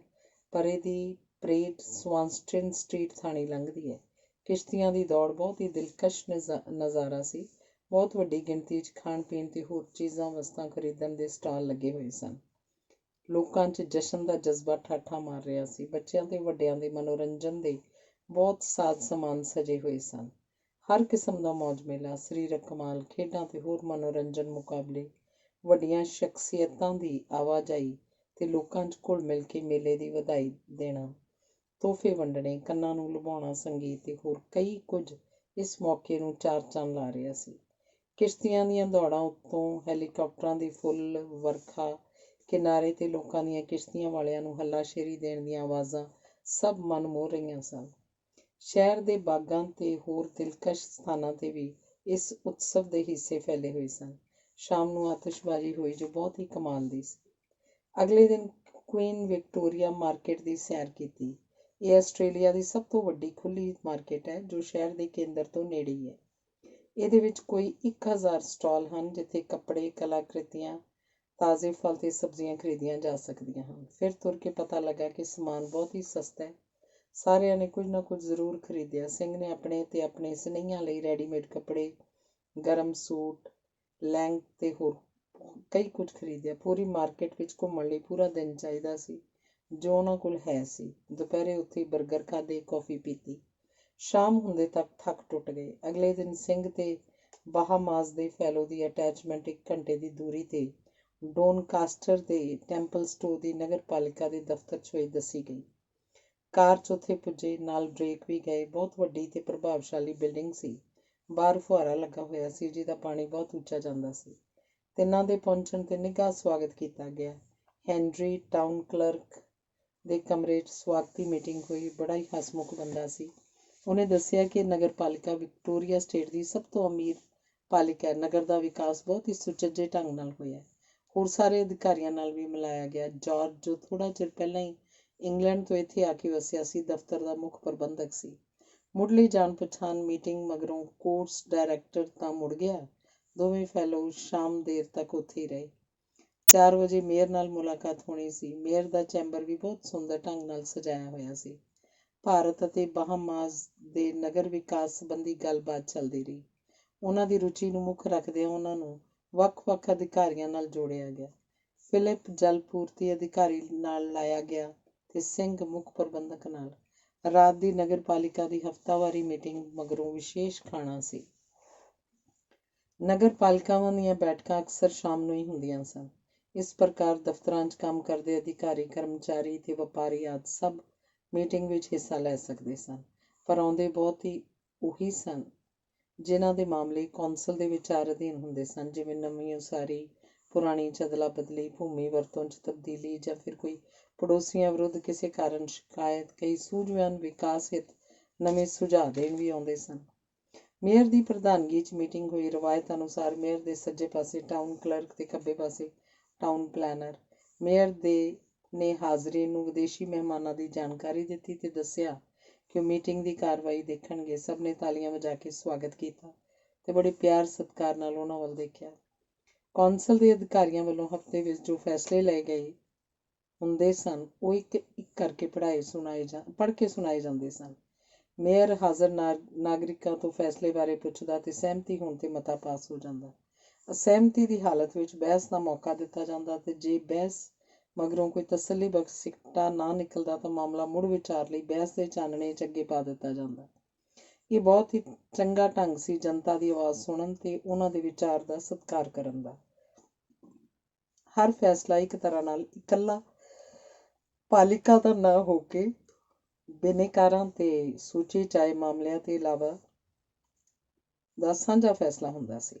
ਮਤਿਆਂ ਮਗਰੋਂ ਹਰ ਵਿਅਕਤੀ ਨੂੰ ਉਸ ਦਿਨ ਦੀ ਸੂਚੀ ਚਾਹੇ ਮਾਮਲਿਆਂ ਤੋਂ ਇਲਾਵਾ ਵੀ ਪਾਲਿਕਾ ਦੀ ਕਾਰਜਵਿਧੀ ਜਾਂ ਕਿਸੇ ਕਾਰਜ ਦੇ ਸੰਪੰਨ ਹੋਣ ਬਾਰੇ ਪ੍ਰਸ਼ਨ ਕਰਨ ਦਾ ਅਧਿਕਾਰ ਹੁੰਦਾ ਤੇ ਅਧਿਕਾਰੀ ਉਹਨਾਂ ਕੋਲ ਮੌਜੂਦ ਜਾਣਕਾਰੀ ਦੇ ਆਧਾਰ ਤੇ ਉੱਤਰ ਦੇ ਦਿੰਦੇ।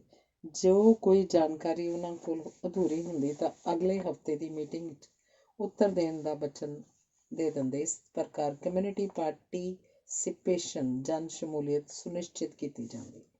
ਬੈਠਕ ਦੀ ਕਾਰਵਾਈ ਬਹੁਤ ਹੀ ਦਿਲਚਸਪ ਸੀ। ਸਿੰਘ ਹੈਰਾਨ ਹੁੰਦਾ ਸੀ ਕਿ ਕਿੰਨਾ ਫਰਕ ਹੈ ਭਾਰਤ ਦੇ ਨਗਰਪਾਲਿਕਾ ਪ੍ਰਬੰਧਾਂ ਤੇ ਅਧਿਕਾਰੀਆਂ ਦੇ ਵਤੀਰੇ ਦਾ। ਬਹੁਤ ਹੀ ਸੁਖਾਵੇਂ ਵਾਤਾਵਰਨ ਵਿੱਚ 2-2.5 ਘੰਟੇ ਲੰਘੇ ਤੇ ਕਾਫੀ ਮਾਮਲੇ ਫੈਸਲੇ ਬਣ ਕੇ ਮਤੇ ਬਣ ਗਏ। ਮੇਅਰ ਨੇ ਸਾਰੇ ਇਕੱਠ ਨੂੰ ਰਾਤ ਦੇ ਭੋਜਨ ਲਈ ਬੇਨਤੀ ਕੀਤੀ। ਨਗਰਪਾਲਿਕਾ ਦੀ ਇਹ ਮਰਿਆਦਾ ਸੀ ਕਿ ਹਫ਼ਤਾਵਾਰੀ ਮੀਟਿੰਗ ਮਗਰੋਂ ਰਾਤ ਦਾ ਖਾਣਾ ਹੁੰਦਾ ਸੀ, ਜੋ ਪਾਲਿਕਾ ਅਧਿਕਾਰੀ, ਮੌਜੂਦ ਬਿਨੈਕਾਰ ਤੇ ਹੋਰ ਨਾਗਰਿਕ ਦਰਸ਼ਕ ਖੁਸ਼ੀ-ਖੁਸ਼ੀ ਇਕੱਠੇ ਖਾਂਦੇ ਸਨ। ਸ਼ਰਾਬ ਦਾ ਦੌਰ ਸ਼ੁਰੂ ਹੋ ਗਿਆ। ਇੱਕ-ਇੱਕ, ਦੋ-ਦੋ ਕਰਕੇ ਨਾਗਰਿਕ ਫਿਲਪ ਤੇ ਸਿੰਘ ਨਾਲ ਗੱਲਬਾਤ ਕਰਨ ਲੱਗੇ। ਉਨ੍ਹੀਂ ਦਿਨੀਂ ਅਸਾਮ ਵਿੱਚ ਕੁਝ ਫਿਰਕੂ ਫਸਾਦ ਹੋ ਗਏ ਤੇ ਘੱਟ ਗਿਣਤੀ ਲੋਕਾਂ ਦਾ ਜਾਨੀ ਤੇ ਮਾਲੀ ਨੁਕਸਾਨ ਹੋਇਆ ਸੀ। ਬਹੁਤ ਲੋਕ ਚਿੰਤਾ ਭਰੇ ਲਹਿਜੇ ਨਾਲ ਸਿੰਘ ਉੱਤੇ ਫਿਰਕੂ ਦੰਗਿਆਂ ਬਾਰੇ ਪ੍ਰਸ਼ਨ ਕਰਨ ਲੱਗੇ ਸਨ ਤੇ ਸਿੰਘ ਯਥਾ ਸੰਭਵ ਜਵਾਬ ਦਿੰਦਾ ਜਾ ਰਿਹਾ ਸੀ। ਇੱਕ ਵਿਅਕਤੀ ਕਹਿਣ ਲੱਗਾ ਕਿ ਸਦਾ ਘੱਟ ਗਿਣਤੀ ਵਾਲੇ ਕਿਉਂ ਹਿੰਸਾ ਦਾ ਸ਼ਿਕਾਰ ਹੁੰਦੇ ਹਨ। ਸਿੰਘ ਨੇ ਸਮਝਾਇਆ, ਐਸਾ ਨਹੀਂ ਹੁੰਦਾ। ਜਦ ਕਿਸੇ ਮਸਲੇ ਬਾਰੇ ਕੋਈ ਰੋਸ ਪ੍ਰਗਟ ਕਰਨ ਲਈ ਆਵਾਜ਼ ਉੱਠਦੀ ਹੈ ਤਾਂ ਰੋਸ ਇਕੱਠ ਵਿੱਚ ਸਮਾਜ ਵਿਰੋਧੀ ਤੱਤ ਮਿਲ ਜਾਂਦੇ ਹਨ ਤੇ ਮੌਕੇ ਦਾ ਫਾਇਦਾ ਉਠਾਉਂਦੇ ਲੁੱਟ ਮਾਰ ਕਰਨ ਲੱਗ ਪੈਂਦੇ ਹਨ। ਕਿਸੇ ਧਰਮ ਨੂੰ ਸਹੀ ਤਰ੍ਹਾਂ ਮੰਨਣ ਵਾਲਾ ਨਾ ਹਿੰਸਾ ਕਰਦਾ ਤੇ ਨਾ ਹੀ ਲੁੱਟ ਖਸੁੱਟ। ਇਸ ਉੱਤਰ ਤੋਂ ਉਹ ਤੇ ਹੋਰ ਵਿਅਕਤੀ ਸੰਤੁਸ਼ਟ ਹੋਏ ਜਾਪ ਰਹੇ ਸਨ। ਰਾਤ ਦੇ ਖਾਣੇ ਮਗਰੋਂ ਦੋਹਾਂ ਨੂੰ ਕੌਂਸਲ ਵੱਲੋਂ ਇੱਕ-ਇੱਕ ਸਕਾਚ ਵਿਸਕੀ ਦੀ ਬੋਤਲ ਭੇਟ ਕੀਤੀ ਗਈ ਤੇ ਕਾਰ ਦੁਆਰਾ ਹੋਟਲ ਤੱਕ ਪਹੁੰਚਾਇਆ ਗਿਆ। ਅਗਲੇ ਦਿਨ ਬੱਸ ਵਿੱਚ ਡੌਨਕਾਸਟਰ ਦੋਵੇਂ ਜਣੇ ਚਲੇ ਗਏ ਤੇ ਆਪਣੇ-ਆਪਣੇ ਸੰਬੰਧਿਤ ਅਧਿਕਾਰੀ ਕੋਲ ਜਾ ਪੁੱਜੇ। ਜਾਰਜ ਬੜਾ ਖੁਸ਼ਦਿਲ ਇਨਸਾਨ ਸੀ। ਇੰਗਲੈਂਡ 'ਚ ਉਹਦਾ ਤਲਾਕ ਹੋ ਗਿਆ ਸੀ ਤੇ ਤਕੜੀ ਐਲੀਮਨੀ ਦੇ ਕੇ ਛੁੱਟਿਆ ਸੀ। ਉਹਨਾਂ ਦੇ 2 ਬੱਚੇ ਵੀ ਮਾਂ ਕੋਲ ਹੀ ਰਹੇ ਸਨ। ਹੁਣ ਉਹ ਇਕੱਲਾ ਰਹਿ ਰਿਹਾ ਸੀ ਤੇ ਕਿਸੇ ਨਵੇਂ ਸੰਬੰਧ ਦੀ ਭਾਲ 'ਚ ਸੀ। ਉਹਨੇ ਦੱਸਿਆ ਸੀ ਕਿ ਸਾਰੇ ਦਫ਼ਤਰ ਦੇ ਅਧਿਕਾਰੀਆਂ ਤੇ ਕਰਮਚਾਰੀਆਂ ਦੀ ਕੁੱਲ ਗਿਣਤੀ 500 ਦੇ ਲਗਭਗ ਹੈ ਤੇ ਸਾਰਿਆਂ ਦੇ ਹਰ ਪ੍ਰਕਾਰ ਦੇ ਪ੍ਰਬੰਧ ਉਹ ਕਰਦਾ ਸੀ। ਦਫ਼ਤਰ ਦੀ ਰੱਖ-ਰਖਾਈ, ਅਕਾਊਂਟਸ, ਸਾਰਿਆਂ ਦੀ 2 ਹਫ਼ਤੀ ਤਨਖਾਹ। ਉੱਥੇ 2 ਹਫ਼ਤੀ ਤਨਖਾਹ ਦਾ ਰਿਵਾਜ ਸੀ ਤੇ ਪਖਵਾੜਾ ਕੰਮ ਦੇ ਲਿਹਾਜ਼ ਨਾਲ 9 ਦਿਨਾਂ ਦਾ ਹੁੰਦਾ ਸੀ। ਇੱਕ ਹਫ਼ਤੇ 5 ਦਿਨ ਦਫ਼ਤਰ ਖੁੱਲ੍ਹਦਾ ਸੀ, ਅਗਲੇ ਹਫ਼ਤੇ 4 ਦਿਨ। ਇਸ ਤਰ੍ਹਾਂ ਕਰਮਚਾਰੀਆਂ ਨੂੰ ਆਪਣੇ ਨਿੱਜੀ ਮਾਮਲਿਆਂ, ਡਾਕਟਰ ਕੋਲ ਜਾਣਾ ਆਦਿ ਵੱਲ ਚੰਗੇਰਾ ਧਿਆਨ ਦੇਣ ਦਾ ਮੌਕਾ ਮਿਲ ਜਾਂਦਾ ਸੀ। ਇੱਕ ਹੋਰ ਨਵੀਂ ਗੱਲ ਇਹ ਸੀ ਕਿ ਦਫ਼ਤਰ ਦਾ ਫਲੈਕਸੀ ਸਮਾਂ ਸੀ, ਜਿਸ ਵਿੱਚ ਅਧਿਕਾਰੀ ਕਰਮਚਾਰੀ ਛੇਤੀ ਵੀ ਆ ਸਕਦੇ ਸਨ ਤੇ ਚਿਰ ਕੇ ਵੀ ਜਾ ਸਕਦੇ ਸਨ, ਸ਼ਰਤ ਇਹ ਕਿ ਦਿਨ ਦੇ ਪੂਰੇ ਘੰਟੇ ਕੰਮ ਜ਼ਰੂਰ ਕੀਤਾ ਜਾਏ। ਦੂਸਰੀ ਸ਼ਰਤ ਇਹ ਸੀ ਕਿ ਸਿਖਰੀ ਸਮਾਂ ਭਾਵ 11 ਵਜੇ ਤੋਂ 3 ਵਜੇ ਤੀਕ ਹਾਜ਼ਰੀ ਪੂਰੀ ਹੋਇਆ ਕਰੇਗੀ। ਇਸ ਸਿਖਰੀ ਸਮੇਂ ਵਿੱਚ ਨਾਗਰਿਕ ਆਪਣੇ ਨਿੱਜੀ ਕੰਮਾਂ ਲਈ ਪਾਲਿਕਾ ਆਉਂਦੇ ਸਨ ਤੇ ਉਹਨਾਂ ਵੱਲ ਧਿਆਨ ਦੇਣ ਲਈ ਪੂਰੀ ਹਾਜ਼ਰੀ ਸੁਨਿਸ਼ਚਿਤ ਕੀਤੀ ਜਾਂਦੀ ਸੀ। ਜਾਰਜ ਕੋਲ ਇੱਕ ਗੋਲ ਘੁੰਮਣ ਵਾਲਾ ਰੈਕ ਸੀ, ਜਿਹੜਾ ਉਹਦੇ ਸੱਜੇ ਪਾਸੇ ਰੱਖਿਆ ਹੋਇਆ ਸੀ। 10-10 ਫਾਈਲਾਂ ਖੜੀਆਂ ਕਰਨ ਵਾਲੇ ਖਾਨੇ ਬਣੇ ਸਨ। 4 ਪੱਧਰਾਂ ਉੱਤੇ ਘੁੰਮਦੀ ਗੋਲ ਪੱਟੀ ਤੇ ਫਾਈਲਾਂ ਦੇ ਨੰਬਰ ਲਿਖੇ ਸਨ। ਮੁੱਖ ਪ੍ਰਬੰਧਕ ਰੈਕ ਨੂੰ ਘੁਮਾ ਕੇ ਲੋੜੀਂਦੀਆਂ ਫਾਈਲਾਂ ਕੱਢ ਲੈਂਦਾ ਸੀ। ਉਹਦੇ ਕੋਲ ਕੋਈ ਪੀਏ ਨਹੀਂ ਸੀ। ਦਫ਼ਤਰ 'ਚ ਇੱਕ ਵਰਡ ਪ੍ਰੋਸੈਸਰ ਸੀ ਜੋ ਸਟਾਫ ਅਨੁਭਾਗ 'ਚ ਰੱਖਿਆ ਹੋਇਆ ਸੀ। ਪ੍ਰੋਸੈਸਰ ਆਪਰੇਟਰ ਹਰ ਅਧਿਕਾਰੀ ਨਾਲ ਹੌਟਲਾਈਨ 'ਤੇ ਜੁੜੀ ਹੁੰਦੀ ਸੀ ਤੇ ਜੋ ਲਿਖਾਉਣਾ ਹੁੰਦਾ ਸੀ ਉਸ ਬਾਰੇ ਉਹ ਹੈੱਡਫੋਨ 'ਤੇ ਸੁਣ ਕੇ ਮਿੰਟਾਂ ਵਿੱਚ ਪੱਤਰ ਜਾਂ ਟਿੱਪਣੀ ਅੰਦਰ ਭੇਜ ਦਿੰਦੀ ਸੀ। ਚਿੱਠੀ ਪੱਤਰ ਦਾ ਪ੍ਰਾਰੂਪ ਵੱਖ-ਵੱਖ ਪੈਰਿਆਂ 'ਚ ਕੰਪਿਊਟਰ ਨਾਲ ਭਰਿਆ ਹੁੰਦਾ ਸੀ। ਅਧਿਕਾਰੀ ਕੇਵਲ ਚਿੱਠੀ ਪ੍ਰਾਪਤ ਕਰਨ ਵਾਲੇ ਦਾ ਨਾਮ ਪਤਾ ਹੀ ਬੋਲਦਾ ਸੀ ਤੇ ਪੈਰੇ ਦਾ ਨੰਬਰ। ਇੰਝ ਝਾਟੀ ਕੜਕ ਕਰਦਾ ਤਾਜ਼ਾ ਟਾਈਪ ਹੋਇਆ ਪੱਤਰ ਜਾਂ ਨੋਟ ਅਧਿਕਾਰੀ ਕੋਲ ਪਹੁੰਚ ਜਾਂਦਾ ਸੀ। ਦਫ਼ਤਰ ਵਿੱਚ ਚਪੜਾਸੀ ਨਾਮ ਦਾ ਕੋਈ ਕਰਮਚਾਰੀ ਨਹੀਂ ਸੀ। ਹਰ ਕੋਈ ਆਪਣੀ ਫਾਈਲ ਜਾਂ ਕਾਗਜ਼ ਪੱਤਰ ਆਪ ਉੱਠ ਕੇ ਇੱਕ ਦੂਸਰੇ ਕੋਲ ਪਹੁੰਚਾਉਂਦੇ ਸਨ। ਕੋਈ ਵੱਡਾ ਅਧਿਕਾਰੀ ਜੇ ਕਿਸੇ ਮਾਤਹਿਤ ਨਾਲ ਕੋਈ ਗੱਲ ਕਰਨਾ ਚਾਹੁੰਦਾ ਸੀ ਤਾਂ ਆਪ ਉਹਦੇ ਕੋਲ ਜਾਂਦਾ ਸੀ, ਆਪਣੇ ਕੋਲ ਕਦੀ ਨਹੀਂ ਸੀ ਸੱਦਦਾ। ਹਾਂ, ਅਧਿਕਾਰੀ ਕਰਮਚਾਰੀ ਮੀਟਿੰਗ ਹਰ ਹਫ਼ਤੇ ਦੇ ਸ਼ੁਰੂ 'ਚ ਅਧਿਕਾਰੀ ਦੇ ਕਮਰੇ 'ਚ ਹੁੰਦੀ ਸੀ ਤੇ ਪੂਰੇ ਹਫ਼ਤੇ ਦੇ ਕੰਮ ਦੇ ਟੀਚੇ ਮਿਥ ਲਏ ਜਾਂਦੇ ਸਨ। ਹਰ ਅਧਿਕਾਰੀ ਦੇ ਕਮਰੇ 'ਚ ਆਪਣਾ ਟੀ ਜੱਗ, ਕਰੋਕਰੀ ਤੇ ਵਾਸ਼ ਬੇਸਨ ਸੀ। ਉਹ ਆਪਣੀ ਚਾਹ ਕਾਫੀ ਆਪ ਬਣਾਉਂਦਾ ਸੀ ਤੇ ਉਹਨਾਂ ਨੂੰ ਆਏ ਮਿਲਣ ਵਾਲਿਆਂ ਨੂੰ ਵੀ ਆਪ ਹੀ ਬਣਾ ਕੇ ਦਿੰਦਾ ਸੀ। ਕਰਮਚਾਰੀਆਂ ਲਈ ਉਹਨਾਂ ਦੀ ਸੀਟ 'ਤੇ 2 ਵਾਰੀ ਚਾਹ ਕਾਫੀ ਦਿੱਤੀ ਜਾਂਦੀ ਸੀ। ਭਾਰਤੀ ਸੰਦਰਭ 'ਚ ਇਹ ਗੱਲ ਵੀ ਬਹੁਤ ਚੰਗੀ ਲੱਗ ਰਹੀ ਸੀ ਕਿ ਸਮੇਂ ਦਾ ਪੂਰਾ ਉਪਯੋਗ ਹੁੰਦਾ ਸੀ। ਪਾਲਿਕਾ ਦੇ ਸਾਹਮਣੇ ਸੜਕ ਪਾਰ ਇੱਕ ਢਾਬਾ ਸੀ ਜਿੱਥੇ ਫਿਲਪ ਤੇ ਸਿੰਘ ਦੁਪਹਿਰ ਦਾ ਭੋਜਨ ਕਰਦੇ ਸਨ। ਢਾਬੇ ਦੀ ਮਾਲਿਕਾ ਕਿਸੇ ਅਰਬ ਦੇਸ਼ ਦੀ ਸੁੰਦਰੀ ਲੱਗਦੀ ਸੀ ਜੋ ਬੜੀ ਬੇਬਾਕੀ ਨਾਲ ਆਏ ਗਾਹਕਾਂ ਦੀ ਸੇਵਾ ਕਰਦੀ ਸੀ। ਮਗਰ ਉਹਨੇ ਦੱਸਿਆ ਕਿ ਉਹ ਮਿਸਰ ਦੀ ਰਹਿਣ ਵਾਲੀ ਸੀ। ਅਗਲੇ ਦਿਨ ਪਾਲਿਕਾ ਦੀ ਵੈਲਫੇਅਰ ਅਫਸਰ ਫਰੈਡੀ ਸਿੰਘ ਨੂੰ ਘਰੇਲੂ ਚਾਈਲਡ ਕੇਅਰ ਸੈਂਟਰ ਤੇ ਡੇ ਕੇਅਰ ਸੈਂਟਰ ਦਿਖਾਉਣ ਲਈ ਆਪਣੇ ਨਾਲ ਕਾਰ 'ਚ ਲੈ ਗਏ। ਕਾਰ ਸਟਾਰਟ ਕਰਨ ਵੇਲੇ ਉਹਨੇ ਇੱਕ ਛੋਟੇ ਜਿਹੇ ਰਜਿਸਟਰ 'ਚ ਮੀਟਰ ਰੀਡਿੰਗ ਨੋਟ ਕੀਤੀ ਤੇ ਦੱਸਿਆ ਕਿ ਇਹ ਉਹਦੀ ਨਿੱਜੀ ਕਾਰ ਹੈ, ਪਰ ਪਾਲਿਕਾ ਦੇ ਕੰਮ 'ਤੇ ਜਾਂਦੀ ਉਹ ਮੀਟਰ ਰੀਡਿੰਗ ਨੋਟ ਕਰ ਲੈਂਦੀ ਹੈ, ਜਿਹਦੇ ਆਧਾਰ 'ਤੇ ਉਹਨੂੰ ਮੁਆਵਜ਼ਾ ਮਿਲ ਜਾਂਦਾ ਹੈ। ਕੁਝ ਕਿਲੋਮੀਟਰ ਦੂਰ ਹੀ ਗਏ ਸਨ ਕਿ ਇੱਕ ਬਾਹਰੋਂ ਸਧਾਰਨ ਲੱਗਦੇ ਘਰ ਦੇ ਅੱਗੇ ਜਾ ਕੇ ਉਹਨਾਂ ਦੀ ਕਾਰ ਰੁਕੀ। ਘੰਟੀ ਕਰਨ ਤੋਂ ਤੁਰੰਤ ਮਗਰੋਂ ਇੱਕ ਚੰਗੀ ਸਿਹਤ ਵਾਲੀ ਤ੍ਰੀਮਤ ਨੇ ਜੀ ਆਇਆਂ ਕਿਹਾ। ਸਿੰਘ ਦੀ ਜਾਣ ਪਛਾਣ ਕਰਾਈ ਗਈ। ਉਹ ਉਹਨਾਂ ਨੂੰ ਵੱਡੇ ਕਮਰੇ 'ਚ ਲੈ ਗਏ ਜਿੱਥੇ 4 ਸਾਲ ਦੀ ਉਮਰ ਤੱਕ ਦੇ ਬੱਚੇ ਰੰਗਾਰੰਗ ਖਿਡੌਣਿਆਂ ਨਾਲ ਖੇਡ ਰਹੇ ਸਨ। ਕੁਝ ਬੱਚੇ ਸਾਲ ਤੋਂ ਵੀ ਛੋਟੇ ਸਨ। ਕਈਆਂ ਦੇ ਮੂੰਹ ਨੂੰ ਦੁੱਧ ਦੀ ਬੋਤਲ ਲੱਗੀ ਸੀ ਤੇ ਕੋਈ ਸੂਦਰ ਚੂਸ ਰਹੇ ਸਨ। ਲਵਲੀ ਦਾ ਆਪਣਾ ਬਾਲ ਵੀ ਅਜੇ ਮਸਾਂ 2 ਮਹੀਨਿਆਂ ਦਾ ਹੀ ਸੀ।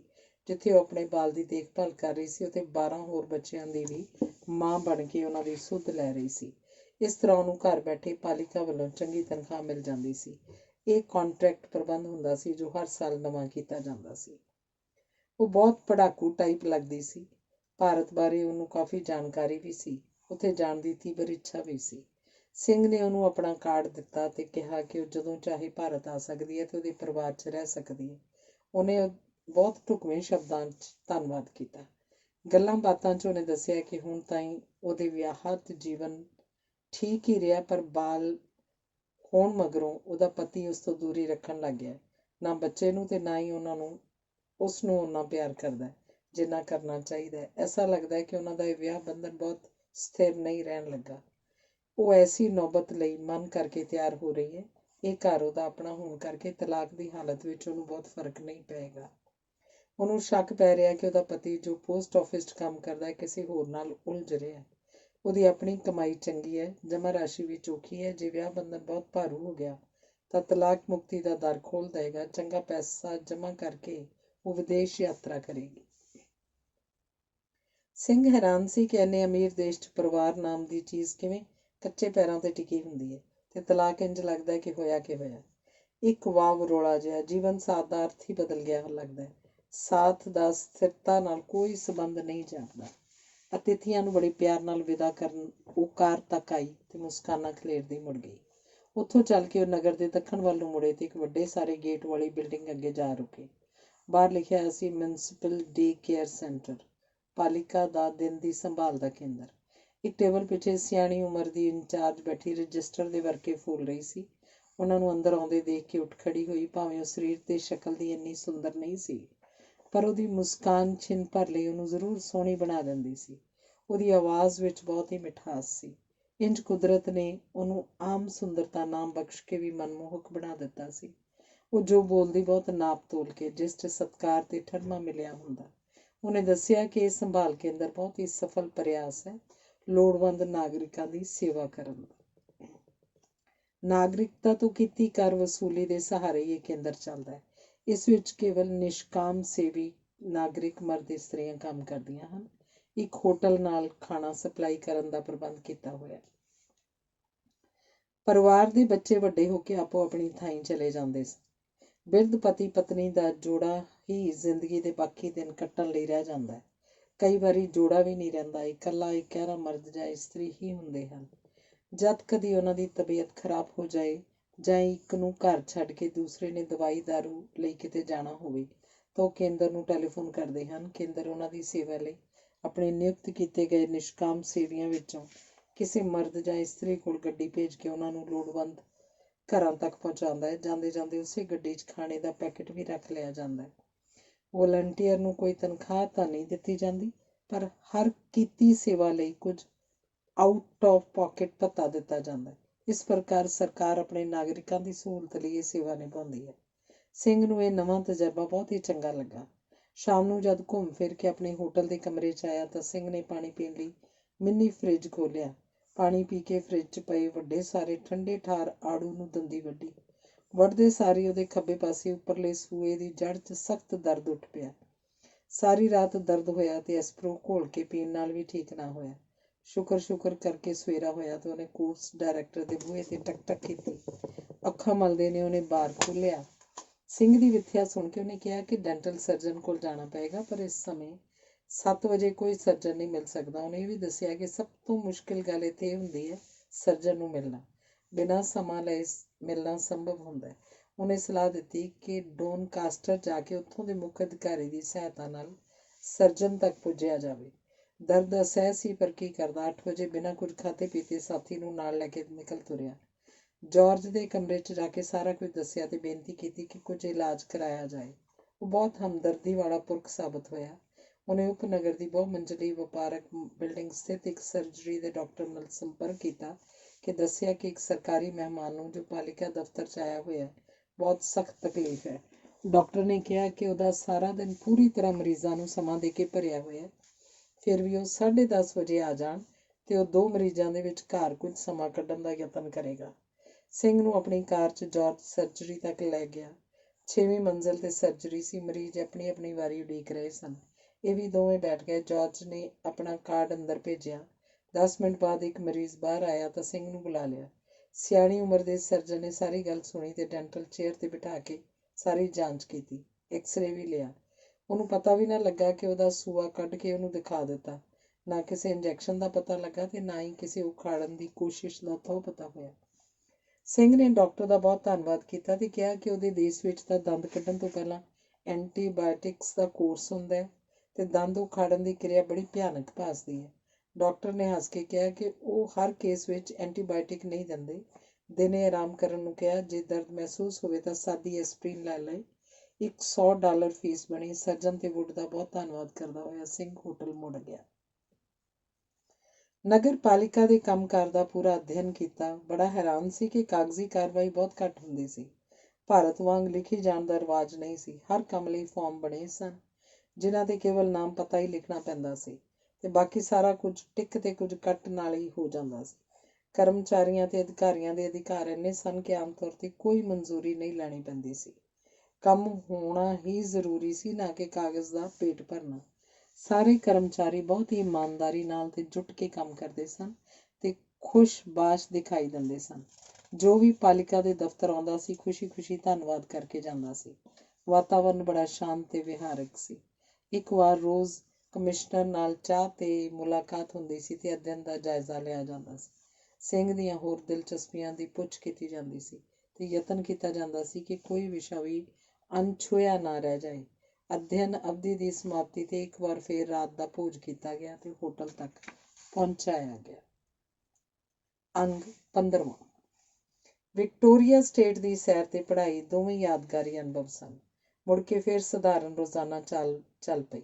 ਸ਼ਾਮ ਨੂੰ ਖਾਣਾ ਖਾ ਕੇ ਕਮਰੇ ਵੱਲ ਜਾ ਰਿਹਾ ਸਾਂ ਤਾਂ ਪਿੱਛੇ ਪੌਲਨ ਵੀ ਆ ਰਹੀ ਸੀ। ਦਰਵਾਜ਼ੇ ਦੇ ਤਾਲੇ 'ਚ ਚਾਬੀ ਘੁਮਾ ਰਿਹਾ ਸਾਂ ਤਾਂ ਬਿਲਕੁਲ ਕੋਲ ਆ ਖੜੀ ਹੋਈ। ਐਤਕੀ ਤਾਂ ਬਹੁਤ ਲੰਮੀ ਗੈਰ ਹਾਜ਼ਰੀ ਰਹੀ। ਪਤਾ ਮੈਂ ਕਿੰਨਾ ਮਿਸ ਕਰਦੀ ਹਾਂ। ਪਰ ਤੁਹਾਨੂੰ ਕੀ ਲੋੜ ਹੈ ਪਤਾ ਕਰਨ ਦੀ? ਪਰ ਕਿਉਂ?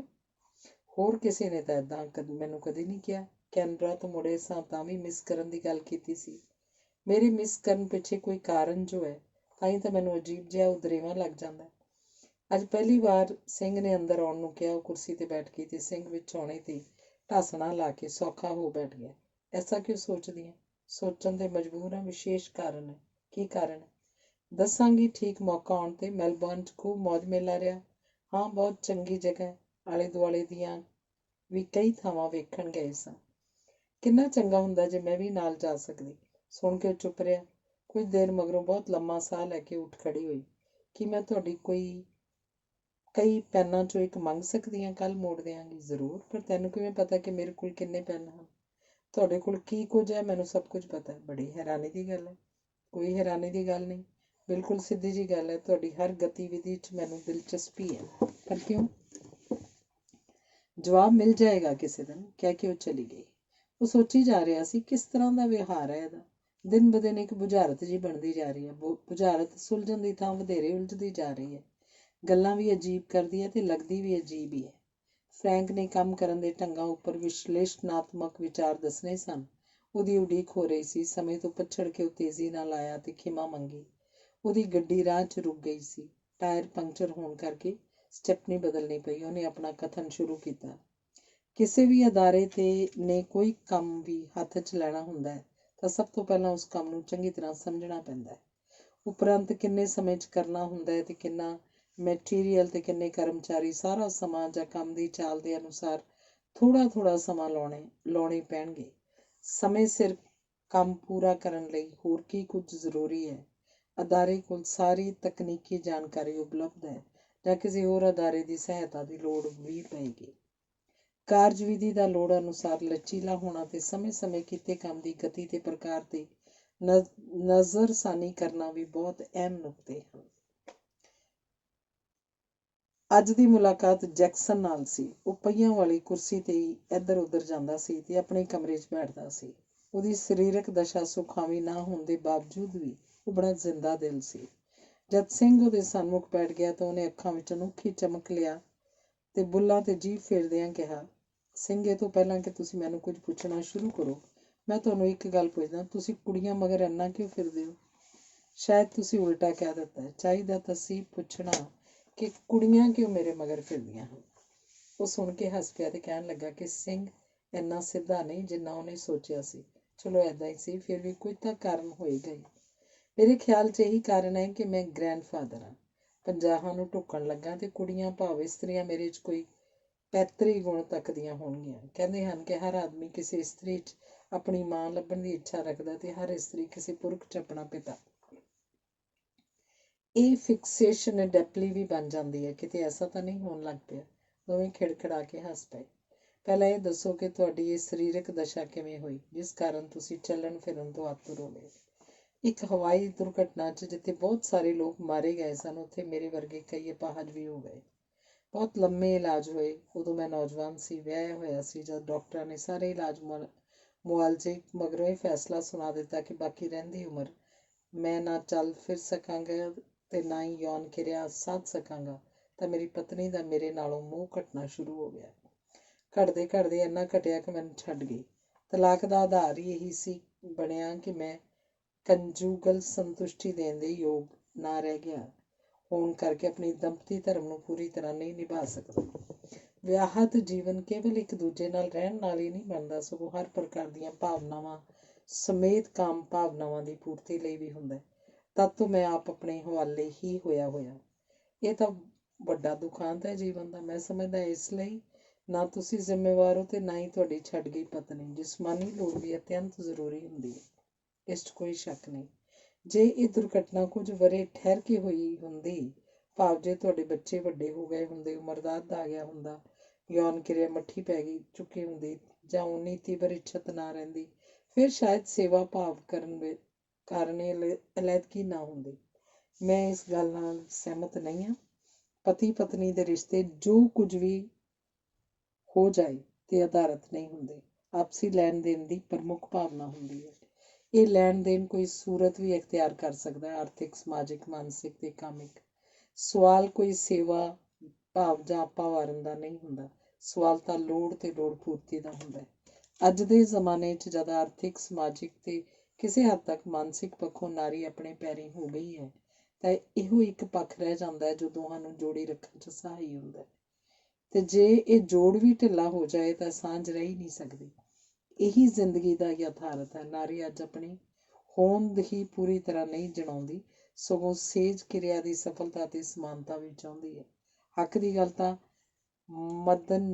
ਮਦਨ ਲਹਿਰੀ ਦੇ ਸੰਤੁਸ਼ਟੀਵਾਚਕ ਅਨੁਭਵ ਤੱਕ ਵੀ ਜਾ ਪਹੁੰਚੀ ਹੈ, ਜੋ ਪਹਿਲਾਂ ਕਿਸੇ ਨੇ ਮਾਣੀ ਤੱਕੀ ਸੁਣੀ ਵੀ ਬਹੁਤ ਘੱਟ ਹੋਏਗੀ। ਕਿ ਇਸ ਪ੍ਰਕਾਰ ਦਾ ਜੀਵਨ ਬਤੀਤ ਕਰਦੇ ਤੁਹਾਨੂੰ ਕੋਈ ਗਿਲਾ ਸ਼ਿਕਵਾ ਵੀ ਹੈ? ਹੁੰਦਾ ਸੀ ਪਹਿਲਾਂ ਮੈਂ ਆਪਣੀ ਕਿਸਮਤ ਨੂੰ ਕੋਸਦਾ ਹੁੰਦਾ ਸੀ, ਪਰ ਹੌਲੀ ਹੌਲੀ ਮੈਨੂੰ ਸੱਚਾਈ ਦਿਸਣ ਲੱਗ ਪਈ। ਮੈਂ ਆਪਣੇ ਹਾਲ 'ਚ ਹੀ ਖੁਸ਼ ਰਹਿਣ ਦਾ ਯਤਨ ਕਰਨ ਲੱਗ ਪਿਆ ਤੇ ਸਮਾਂ ਪਾ ਕੇ ਲਗਭਗ ਭਰਪੂਰ ਜ਼ਿੰਦਗੀ ਜਿਉਣ ਜੋਗਾ ਹੋ ਗਿਆ। ਹੁਣ ਮੈਂ ਚੰਗੀ ਨੌਕਰੀ ਕਰ ਰਿਹਾ, ਕਾਰ ਚਲਾਉਂਦਾ, ਸਭ ਦੇ ਹੱਥ ਮੂੰਹ ਲੱਗਦਾ, ਦੋਸਤ ਮਿੱਤਰ ਜਿਨ੍ਹਾਂ 'ਚ ਕੋਈ ਹਮਦਰਦ ਇਸਤਰੀਆਂ ਵੀ ਹਨ ਮੇਰੇ ਕੋਲ ਵੀਕਐਂਡ 'ਤੇ ਆ ਕੇ ਮੇਰਾ ਦਿਲ ਪਰਚਾਉਂਦੇ ਹਨ, ਮੈਨੂੰ ਖੁਸ਼ ਰੱਖਦੇ ਹਨ। ਜੇ ਲੇਡੀ ਚੈਟਰਲੀ ਵਰਗੀ ਗੱਲ ਬਣਨ ਲੱਗ ਜਾਂਦੀ ਤਾਂ ਸ਼ਾਇਦ ਮੈਂ ਦੁਖੀ ਵੀ ਹੁੰਦਾ। ਹੁਣ ਮੈਂ ਇਸ ਪ੍ਰਕਾਰ ਦੇ ਦੁੱਖ ਸੁੱਖ ਤੋਂ ਉੱਪਰ ਹੋ ਗਿਆ। ਤੁਸੀਂ ਇਸ ਦੇਸ਼ ਦੇ ਭਵਿੱਖ ਬਾਰੇ ਕੀ ਸੋਚਦੇ ਹੋ? ਇਹ ਦੇਸ਼ ਪਦਾਰਥਵਾਦੀ ਲੀਹਾਂ 'ਤੇ ਚੱਲ ਰਿਹਾ, ਬਹੁਤ ਤਰੱਕੀ ਕਰ ਰਿਹਾ। ਭਵਿੱਖ ਜਿਹਦਾ ਦੁਨੀਆ ਦੀਆਂ ਸਭ ਤੋਂ ਵੱਧ ਪ੍ਰਗਤੀਸ਼ੀਲ ਕੌਮਾਂ 'ਚ ਨਾਮ ਹੋਏਗਾ, ਪ੍ਰਤਿਸ਼ਠਾ ਹੋਏਗੀ। ਪਰ ਦੁੱਖਾਂ 'ਤੇ ਜਾਪਦਾ ਹੈ ਕਿ ਅਧਿਆਤਮਕ ਤੌਰ 'ਤੇ ਬਹੁਤ ਪਛੜ ਜਾਏਗਾ। ਸਾਡੀ ਪਦਾਰਥਕ ਪ੍ਰਗਤੀ ਕਿਸੇ ਹੱਦ ਤੱਕ ਵੀ ਪੁੱਜ ਜਾਏ, ਜੇ ਅਸੀਂ ਅਧਿਆਤਮਿਕ ਪੱਖ ਤੋਂ ਪਿੱਛੇ ਰਹਿ ਜਾਂਦੇ ਹਾਂ ਤਾਂ ਕੋਰੇ ਹੋ ਜਾਂਦੇ ਹਾਂ, ਤਾਂ ਸਾਰਾ ਧਨ ਦੌਲਤ ਐਸ਼ੋ ਇਸ਼ਰਤ ਸਾਡੇ ਸਿਰ ਚੜ੍ਹ ਜਾਂਦਾ ਹੈ। ਤੁਹਾਡੇ ਖਿਆਲ 'ਚ ਸੱਦੋਗਤੀ ਦਾ ਕੋਈ ਇਲਾਜ ਵੀ ਹੈ? ਇਲਾਜ ਤਾਂ ਹੈ, ਪਰ ਕੋਈ ਰਾਜੀ ਹੋਣ ਨੂੰ ਤਿਆਰ ਹੋਵੇ ਤਾਂ ਹੀ ਇਲਾਜ ਹੋ ਸਕਦਾ ਹੈ।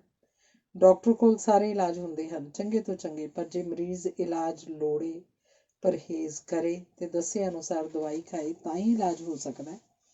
ਇਸੇ ਲਈ ਇਸ ਤਰੱਕੀ ਦੇ ਨਾਲ ਨਾਲ ਲਾ ਇਲਾਜਤਾ ਦਾ ਦੌਰ ਵੀ ਚੱਲ ਰਿਹਾ। ਰਾਜੀ ਹੋਣ ਦੀ ਇੱਛਾ ਹੀ ਮੁੱਕ ਗਈ ਹੈ। ਧਰਮ ਸਥਾਨ ਸੁੰਨੇ ਪਏ ਹਨ, ਬੰਦ ਹੋਈ ਜਾ ਰਹੇ ਹਨ। ਲੋਕ ਨਾਸਤਿਕ ਹੋਣ 'ਚ ਮਾਣ ਮਹਿਸੂਸ ਕਰਦੇ ਹਨ। ਤੁਸੀਂ ਧਰਮ ਸਥਾਨਾਂ ਦੀ ਗੱਲ ਕੀਤੀ ਹੈ। ਕਿ ਧਰਮ ਇਨਸਾਨੀਅਤ ਨੂੰ ਜੋੜ ਰਹੇ ਹਨ ਕਿ ਲੜਾ ਰਹੇ ਹਨ? ਮੇਰਾ ਧਰਮ ਤੋਂ ਭਾਵ ਇਨਸਾਨੀ ਕਦਰਾਂ ਕੀਮਤਾਂ ਨੂੰ ਸਮਝਣ ਤੋਂ ਹੈ ਤੇ ਸਤਿਕਾਰਨ ਤੋਂ ਹੈ, ਦਿਖਾਵੇ ਤੇ ਧਰਮ ਪਾਲਣ ਤੋਂ ਨਹੀਂ। ਤੁਹਾਡੀਆਂ ਘਰੇਲੂ ਲੋੜਾਂ ਕਿਵੇਂ ਪੂਰੀਆਂ ਹੁੰਦੀਆਂ ਹਨ? ਇੱਕ ਨਰਸ ਰੱਖੀ ਹੈ ਜੋ ਮੇਰੀ ਸਰੀਰਕ ਦੇਖਭਾਲ ਵੀ ਕਰਦੀ ਹੈ, ਮੇਰਾ ਖਾਣਾ ਵੀ ਬਣਾਉਂਦੀ ਹੈ, ਰਾਤ ਨੂੰ ਚਲੀ ਜਾਂਦੀ ਹੈ। ਰਾਤ ਨੂੰ ਤੁਸੀਂ ਬਿਲਕੁਲ ਇਕੱਲੇ ਹੁੰਦੇ ਹੋ? ਹਾਂ, ਬਿਲਕੁਲ ਇਕੱਲਾ। ਜੇ ਕਿਸੇ ਕਿਸਮ ਦੀ ਤੁਹਾਨੂੰ ਮਦਦ ਦੀ ਲੋੜ ਪੈ ਜਾਏ ਤਾਂ ਕੀ ਕਰਦੇ ਹੋ? ਐਮਰਜੈਂਸੀ ਲਈ ਮੇਰੇ ਕੋਲ ਹੌਟਲਾਈਨ ਹੈ, ਡਾਕਟਰ ਨਾਲ, ਨਰਸ ਨਾਲ ਤੇ ਇੱਕ ਦੋ ਮਿੱਤਰਾਂ ਨਾਲ। ਪਰ ਅੱਜ ਤੱਕ ਕਦੇ ਲੋੜ ਨਹੀਂ ਪਈ। ਮੈਂ ਬਹੁਤ ਸਮਾਂ ਪੜ੍ਹਨ 'ਚ ਗੁਜ਼ਾਰਦਾ ਤੇ ਰਾਤ ਨੂੰ ਰੱਜ ਕੇ ਸੌਂਦਾ। ਹਰ ਦਿਨ ਮੇਰੇ ਲਈ ਨਵਾਂ ਹੁੰਦਾ। ਤੁਸੀਂ ਕੀ ਪੜ੍ਹਦੇ ਹੋ? ਮੈਨੂੰ ਵਰਲਡ ਕਲਾਸੀਕਲ ਪੜ੍ਹਨ ਦਾ ਬਹੁਤ ਸ਼ੌਕ ਹੈ। ਕਾਫੀ ਪੜ੍ਹੇ ਵੀ ਹਨ, ਕੋਈ ਮੌਲਿਕ ਰੂਪ ਵਿੱਚ ਤੇ ਕੋਈ German, French, Italian, Greek, Arabic, Persian, Sanskrit ਅਨੁਵਾਦ ਰੂਪ 'ਚ। ਕੀ ਫਰਾਇਡ ਵੀ ਤੁਹਾਡੇ ਅਧਿਐਨ ਦਾ ਵਿਸ਼ਾ ਬਣਿਆ? ਹਾਂ, ਬਹੁਤ, ਪਰ ਮੈਂ ਉਸ ਨਾਲ ਬਿਲਕੁਲ ਸਹਿਮਤ ਨਹੀਂ ਹਾਂ। ਉਹ ਊਲ ਜਲੂਲ ਮਾਰਦਾ ਹੈ ਤੇ ਉਹਦੀ ਊਲ ਜਲੂਲਤਾ ਤੇ ਦੁਨੀਆ ਡੁੱਲੀ ਪਈ ਹੈ। ਉਹਦਾ ਕੋਈ ਨਤੀਜਾ ਵੀ ਮੈਨੂੰ ਕਾਇਲ ਨਹੀਂ ਕਰ ਸਕਿਆ ਤੇ ਮਾਰਕਸ, ਉਹਦਾ ਸਿਧਾਂਤ ਤਾਂ ਬਿਲਕੁਲ ਅਧੂਰਾ ਹੈ। ਜੇ ਕਦੇ ਵੀ ਪੂਰਾ ਨਹੀਂ ਹੋਏਗਾ, ਕਿਤੇ ਵੀ ਸਫਲ ਨਹੀਂ ਹੋਏਗਾ। ਇਨਸਾਨੀਅਤ ਕੇਵਲ ਢਿੱਡ ਭਰਨ ਦੀ ਕਾਮ ਸੰਤੁਸ਼ਟੀ ਲਈ ਨਹੀਂ ਬਣੀ। ਇਹ ਤੋਂ ਉੱਪਰ ਕੁਝ ਹੋਰ ਵੀ ਹੈ ਜੋ ਉਹਦੇ ਕੋਲ ਨਹੀਂ ਹੈ। ਇਹ ਦੋਵੇਂ ਚਿੰਤਕ ਚਿੰਤਾ ਕਰਦੇ ਹਨ ਤੇ ਚਿੰਤਾ 'ਚ ਸਭ ਨੂੰ ਪਾ ਗਏ ਹਨ। ਦੋਵੇਂ ਬੜੇ ਸਿਰੜੀ ਸਨ ਤੇ ਪੂਰੀ ਤਰ੍ਹਾਂ ਆਪਣੇ ਕਾਰਜ ਨੂੰ ਸਮਰਪਿਤ ਸਨ, ਪਰ ਸਿਰੜ ਤੇ ਸਮਰਪਣ ਇਹ ਸਭ ਕੁਝ ਨਹੀਂ ਹੁੰਦਾ। ਅੱਜ ਦੀ ਦੁਨੀਆ 'ਚ ਕੀ ਵਿਦਿਅਕ ਢਾਂਚਾ ਠੀਕ ਲੀਹਾਂ 'ਤੇ ਚੱਲ ਰਿਹਾ ਜਾਂ ਆਮੂਲ ਚੂਲ ਸੁਧਾਰਾਂ ਦੀ ਲੋੜ ਹੈ? ਬਹੁਤ ਸੁਧਾਰਾਂ ਦੀ ਲੋੜ ਹੈ। ਕਿਸੇ ਪਿੱਟੇ ਢੰਗ ਬਦਲਣ ਦੀ ਲੋੜ ਹੈ। ਦਿਮਾਗ 'ਚ ਹਰ ਪ੍ਰਕਾਰ ਦਾ ਕੂੜਾ ਕਰਕਟ ਭਰਨ ਦੀ ਥਾਂ ਉਹੀ ਕੁਝ ਭਰਨਾ ਚਾਹੀਦਾ ਜਿਸ 'ਚ ਰੁਚੀ ਹੋਵੇ। ਕੋਈ ਬੰਦਿਸ਼ ਨਹੀਂ ਹੋਣੀ ਚਾਹੀਦੀ। ਮੇਰੀ ਜਾਚੇ ਤਾਂ ਪ੍ਰਾਇਮਰੀ ਪੱਧਰ ਤੋਂ ਅੱਗੇ ਸਭ ਨੂੰ ਹਿਸਾਬ, ਅਲਜਬਰਾ, ਜਿਓਮੈਟਰੀ ਤੇ ਹੋਰ ਵਿਸ਼ੇ ਨਹੀਂ ਪੜ੍ਹਾਉਣੇ ਚਾਹੀਦੇ। ਕੇਵਲ ਉਹੀ ਐਸੇ ਵਿਸ਼ੇ ਪੜ੍ਹਨ ਜਿਨ੍ਹਾਂ ਦੀ ਵਿਸ਼ੇਸ਼ ਰੁਚੀ ਸਿੱਧ ਹੋ ਜਾਏ। ਵਿਦਿਆ ਪ੍ਰਾਪਤੀ ਇਨਸਾਨ ਨੂੰ ਸਾਊ ਬਣਾਵੇ, ਨਾ ਕਿ ਕੇਵਲ ਕਮਾਊ ਤੇ ਲਾਲਚੀ। ਲਾਲਚ ਹੀ ਸਭ ਬਿਮਾਰੀਆਂ ਦੀ ਜੜ੍ਹ ਹੈ, ਚਾਹੇ ਨਿੱਜੀ ਪੱਧਰ ਤੇ, ਚਾਹੇ ਆਲੇ ਦੁਆਲੇ 'ਚ, ਚਾਹੇ ਦੇਸ਼ ਦੀ ਪੱਧਰ ਤੇ ਚਾਹੇ ਵਿਸ਼ਵ ਪੱਧਰ ਤੇ। ਇਹ ਲੜਾਈਆਂ ਤੇ ਵਨ ਅਪਮੈਨਸ਼ਿਪ, ਇਹ ਸਭ ਕੁਝ ਲਾਲਚ ਦੇ ਹੀ ਨਹੀਂ ਹੁੰਦਾ। ਤੁਹਾਡੇ ਵਿਚਾਰ ਤੇ ਤੁਹਾਡਾ ਅਧਿਐਨ ਬਹੁਤ ਹੀ ਉੱਚਾ ਤੇ ਵਿਸ਼ਾਲ ਹੈ। ਹੋਵੇਗਾ, ਮੈਨੂੰ ਪਤਾ ਨਹੀਂ। ਜੋ ਵੀ ਹੈ ਮੇਰੇ ਨਾਲ ਹੀ ਮਰ ਜਾਏਗਾ। ਨਾ ਕੋਈ ਸੁਣਨ ਵਾਲਾ ਤੇ ਨਾ ਹੀ ਕੋਈ ਗ੍ਰਹਿਣ ਕਰਨ ਵਾਲਾ। ਕਾਸ਼ ਮੈਂ ਇੱਥੇ ਆਉਂਦਾ ਹੀ ਤੁਹਾਡੀ ਸੰਗਤ ਸ਼ੁਰੂ ਕਰ ਦਿੰਦਾ। ਹਾਂ, ਕੁੜੀਆਂ ਤੋਂ ਵੇਲ ਲੱਗਦੀ ਤਾਂ ਸਕਰਟ ਨੇ ਤਾਂ ਸਭ ਨੂੰ ਬੁਰੀ ਤਰ੍ਹਾਂ ਭਰਮਾਇਆ ਹੋਇਆ। ਤੁਸੀਂ ਕਿਵੇਂ ਬਚ ਸਕਦੇ ਹੋ ਇਹਦੇ ਘੇਰੇ ਤੋਂ? ਇਹ ਕਹਿ ਉਹ ਤਾਲੀ ਮਾਰ ਕੇ ਹੱਸ ਪਿਆ। ਤੁਹਾਡੇ ਨਾਲ ਕੀਤੀ ਮੁਲਾਕਾਤ ਮੇਰੇ ਲਈ ਬਹੁਤ ਲਾਹੇਵੰਦ ਹੋਏਗੀ। ਮੇਰੇ ਲਈ ਵੀ। ਕਿਸੇ ਨੇ ਮੈਨੂੰ ਕੁਝ ਪੁੱਛਿਆ ਤੇ ਜੋ ਮੈਂ ਕਿਹਾ ਧਿਆਨ ਨਾਲ ਸੁਣਿਆ। ਇਹ ਮੇਰੇ ਲਈ ਬੜੀ ਤਸੱਲੀ ਦੀ ਗੱਲ ਹੈ। ਬਹੁਤ ਧੰਨਵਾਦ। ਪੜ੍ਹਾਈ ਚੱਲਦੀ ਰਹੀ। ਕੋਰਸ ਖਤਮ ਹੋਣ 'ਤੇ ਆ ਗਿਆ ਸੀ। ਕੁਝ ਵਿਸ਼ੇ ਦੱਸੇ ਗਏ ਸਨ ਜਿਨ੍ਹਾਂ ਤੇ ਸਭ ਨੇ ਆਪਣਾ ਆਪਣਾ ਪੇਪਰ ਤਿਆਰ ਕਰਨਾ ਸੀ। ਸਿੰਘ ਨੇ ਸਰਕਾਰੀ ਕਾਰਜ 'ਚ ਜਨਤਾ ਦਾ ਸਵੈ ਸੇਵੀ ਸਹਿਯੋਗ ਦਾ ਵਿਸ਼ਾ ਚੁਣਿਆ ਸੀ ਤੇ ਰੋਜ਼ ਟਾਈਪਰਾਈਟਰ 'ਤੇ ਥੋੜ੍ਹਾ ਥੋੜ੍ਹਾ ਲਿਖੀ ਜਾਂਦਾ ਸੀ। ਕਈ ਪੀਰੀਅਡ ਵਿਸ਼ੇ ਦੀ ਤਿਆਰੀ ਜਾਂ ਲਾਇਬ੍ਰੇਰੀ ਤੋਂ ਸਹਾਇਤਾ ਲੈਣ ਲਈ ਖਾਲੀ ਰੱਖੇ ਜਾਣ ਲੱਗੇ। ਅੰਗ 16ਵਾਂ।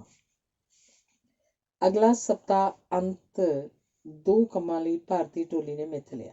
ਸ਼ਨੀਵਾਰ ਸੀ ਕਿੰਗ ਕ੍ਰਾਸ ਜਾ ਕੇ ਲਾਈਵ ਸ਼ੋਅ ਦੇਖਣ ਦਾ ਤੇ ਐਤਵਾਰ ਸੀ ਬੋਂਡਾਈ ਬੀਚ 'ਤੇ ਜਾਣ ਲਈ। ਪਰ ਸਾਰੇ ਨਾ ਤਾਂ ਲਾਈਵ ਸ਼ੋਅ 'ਚ ਦਿਲਚਸਪੀ ਰੱਖਦੇ ਸਨ ਤੇ ਨਾ ਹੀ ਬੀਚ 'ਤੇ ਜਾਣ ਵਿੱਚ। ਦੋਹਾਂ ਦਾ ਸੰਬੰਧ ਨੰਗੇਜ਼ ਨਾਲ ਸੀ। ਨੰਗੇਜ਼ ਹੁਣ ਤੱਕ ਉਹਨਾਂ ਲਈ ਕੋਈ ਵਿਸ਼ੇਸ਼ ਗੱਲ ਨਹੀਂ ਰਹਿ ਗਿਆ ਸੀ। ਪਹਿਰਾਵਾ ਕੀ ਤੇ ਵਿਹਾਰ ਕੀ, ਸਭ ਕੁਝ ਨੰਗੇਜ਼ ਹੀ ਲੱਗਦਾ ਸੀ। ਸਿੰਘ ਨੇ ਲਾਈਵ ਸ਼ੋਅ ਜਾਣੋਂ ਨਾ ਕਰ ਦਿੱਤੀ। 5 ਜਣਿਆਂ ਦੀ ਟੋਲੀ ਜਾਣ 'ਤੇ ਟਿਕਟ ਚੌਥਾ ਹਿੱਸਾ ਲੱਗਦਾ ਸੀ। ਸਿੰਘ ਦੇ ਨਾ ਜਾਣ ਦੇ ਫੈਸਲੇ ਨਾਲ ਕੁਝ ਫਰਕ ਨਾ ਪਿਆ। ਪਰ ਰੱਬ ਦੀ ਨੇਤ ਨੂੰ ਸ਼ਨੀਵਾਰ ਸਵੇਰੇ ਇੱਕ ਸਾਥੀ ਨੂੰ ਬੁਖਾਰ ਹੋ ਗਿਆ ਤੇ ਉਹਦੇ ਨਾਲ ਜਾਣ ਦੀ ਸਲਾਹ ਹਟਾ ਦਿੱਤੀ। ਸਾਰੇ ਸਿੰਘ ਦੇ ਮਗਰ ਪੈ ਗਏ ਤੇ ਜਦ ਉਹਦੇ ਵਧੇਰੇ ਨੇੜਲੇ ਘੋਸ਼ ਨੇ ਵੀ ਕਿਹਾ ਤਾਂ ਸਿੰਘ ਨੇ ਹਾਂ ਕਰ ਦਿੱਤੀ। 5 ਜਣੇ ਉਹ ਪੌੜੀਆਂ ਚੜ੍ਹ ਗਏ ਜੋ ਸ਼ੋਅ ਦੇ ਵੱਡੇ ਹਾਲ ਵੱਲ ਜਾਂਦੀਆਂ ਸਨ।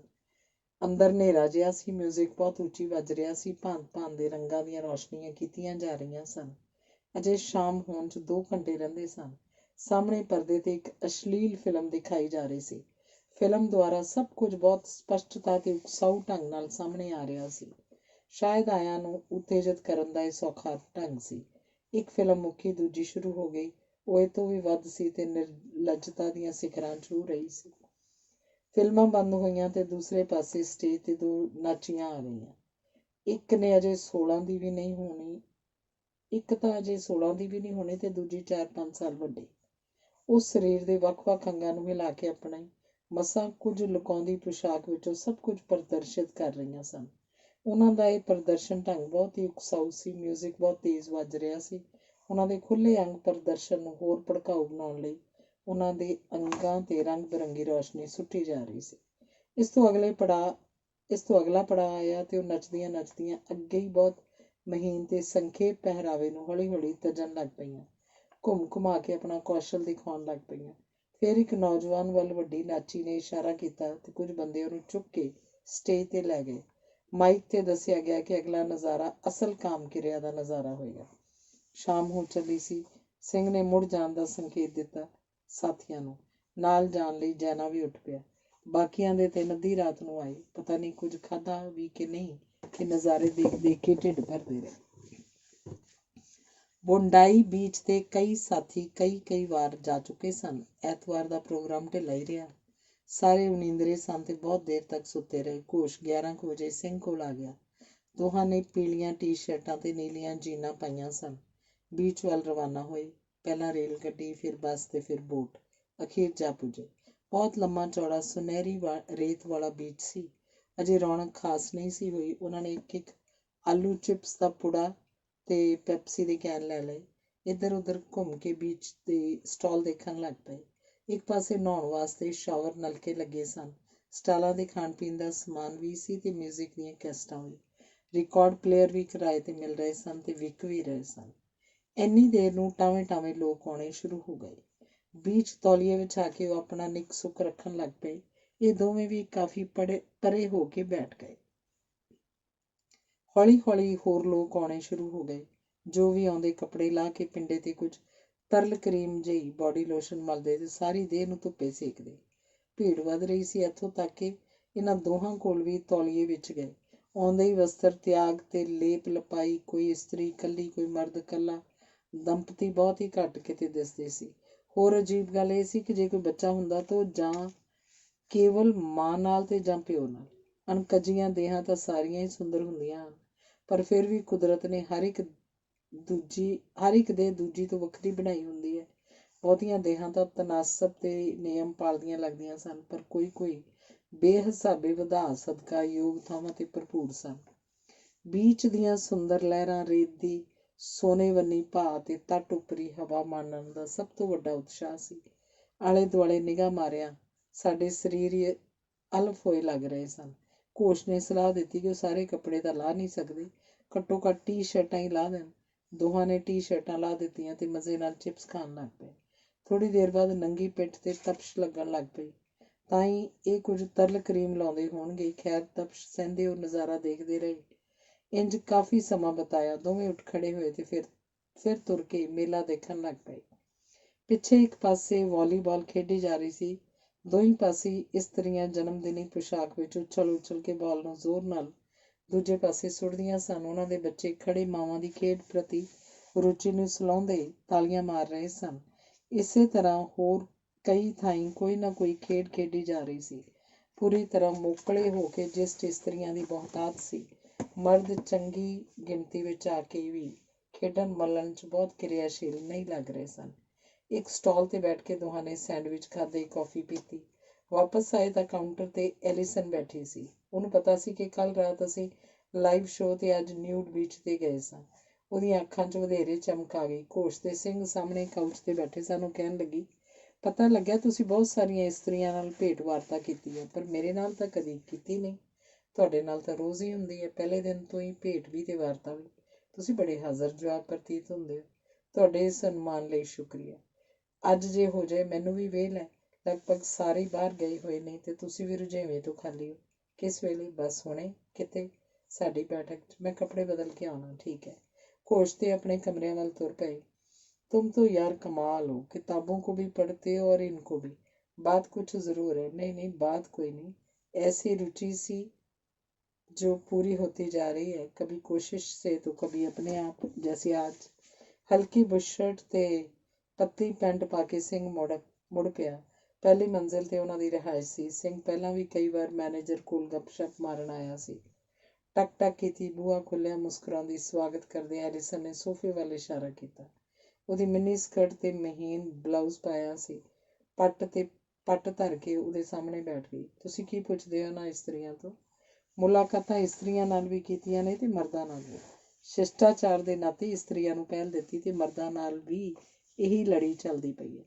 ਮੈਂ ਪੁੱਛਿਆ ਸੀ, ਕੀ ਪੁੱਛਦੇ ਹੋ? ਜੋ ਵੀ ਕੋਈ ਦੱਸਣਾ ਚਾਹੇ, ਆਪਣੇ ਬਾਰੇ, ਸਮਾਜ ਬਾਰੇ। ਆਪਣੇ ਬਾਰੇ ਇਹ ਕਿ ਮੈਂ 30 ਸਾਲ ਦੀ ਉਮਰ ਦੀ ਹਾਂ, ਭਾਵੇਂ ਇਸਤਰੀਆਂ ਆਪਣੀ ਉਮਰ ਦੱਸਣਾ ਨਹੀਂ ਚਾਹੁੰਦੀਆਂ। ਇਹ ਕਹਿ ਕੇ ਉਹ ਹੱਸ ਪਈ। ਫਿਰ ਵੀ ਮੈਂ ਉਮਰ ਠੀਕ ਹੀ ਦੱਸੀ ਹੈ। ਸਕੂਲ ਮਗਰੋਂ ਮੈਂ ਵੂਲਵਰਥ ਸਟੋਰ ਤੇ ਨੌਕਰੀ ਕਰ ਲਈ ਸੀ। ਮੇਰੇ ਮਾਤਾ ਪਿਤਾ ਵੱਖ-ਵੱਖ ਰਹਿੰਦੇ ਸਨ। ਮਾਂ ਦੀ ਸਿਹਤ ਬਹੁਤ ਚੰਗੀ ਨਹੀਂ ਸੀ। ਮੇਰੀ ਤਨਖਾਹ ਨਾਲ ਸਾਡਾ ਗੁਜ਼ਾਰਾ ਹੁੰਦਾ ਸੀ। 2-3 ਸਾਲ ਨੌਕਰੀ ਕਰਦੇ ਹੋ ਗਏ ਤਾਂ ਇੱਕ ਗਾਹਕ ਹਰ ਦੂਸਰੇ ਤੀਸਰੇ ਆਉਣ ਲੱਗ ਪਿਆ। ਮੈਂ ਲੇਡੀਜ਼ ਗਾਰਮੈਂਟ ਕਾਊਂਟਰ ਤੇ ਬਹੁਤਾ ਹੁੰਦੀ ਸੀ। ਉਹਨੇ ਜਦ ਵੀ ਆਉਣਾ, ਕੋਈ ਨਾ ਕੋਈ ਕੱਪੜਾ ਕਦੇ ਗਲਦਾ, ਕਦੇ ਤੇੜਦਾ ਤੇ ਕਦੇ ਅੰਦਰਲਾ ਦਿਖਾਉਣ ਨੂੰ ਕਹਿਣਾ। ਕਦੀ ਕੱਪੜਾ ਹੱਥਾਂ 'ਚ ਫੜ ਕੇ ਘੁੱਟਣਾ, ਕਦੇ ਮੇਰੇ ਵੱਲ ਦੇਖਣਾ, ਫਿਰ ਕਹਿਣਾ ਇਹ ਪੈਕ ਕਰ ਦਿਓ। ਜਦ ਮੈਂ ਨਾਪ ਪੁੱਛਣਾ ਤਾਂ ਕਹਿਣਾ ਆਪਣੇ ਨਾਪ ਦਾ ਦੇ ਦਿਓ। ਇੰਜ ਕਾਫੀ ਚਿਰ ਹੁੰਦਾ ਰਿਹਾ। ਇੱਕ ਦਿਨ ਉਹਨੇ ਕਿਹਾ ਕਿ ਉਹ ਮੈਨੂੰ ਚਾਹੁੰਦਾ ਹੈ। ਮੈਨੂੰ ਵੀ ਚੰਗਾ ਲੱਗਣ ਲੱਗ ਪਿਆ। ਸਾਡਾ ਵਿਆਹ ਹੋ ਗਿਆ। ਜਦ ਮੈਂ ਵਿਆਹੀ ਉਹਦੇ ਘਰ ਗਈ ਤਾਂ ਉਹ ਸਾਰੇ ਕੱਪੜੇ ਜੋ ਉਹਨੇ ਮੇਰੇ ਕੋਲੋਂ ਖਰੀਦੇ ਸਨ ਵਾਰਡਰੋਬ 'ਚ ਲਟਕਾਏ ਦੇਖੇ।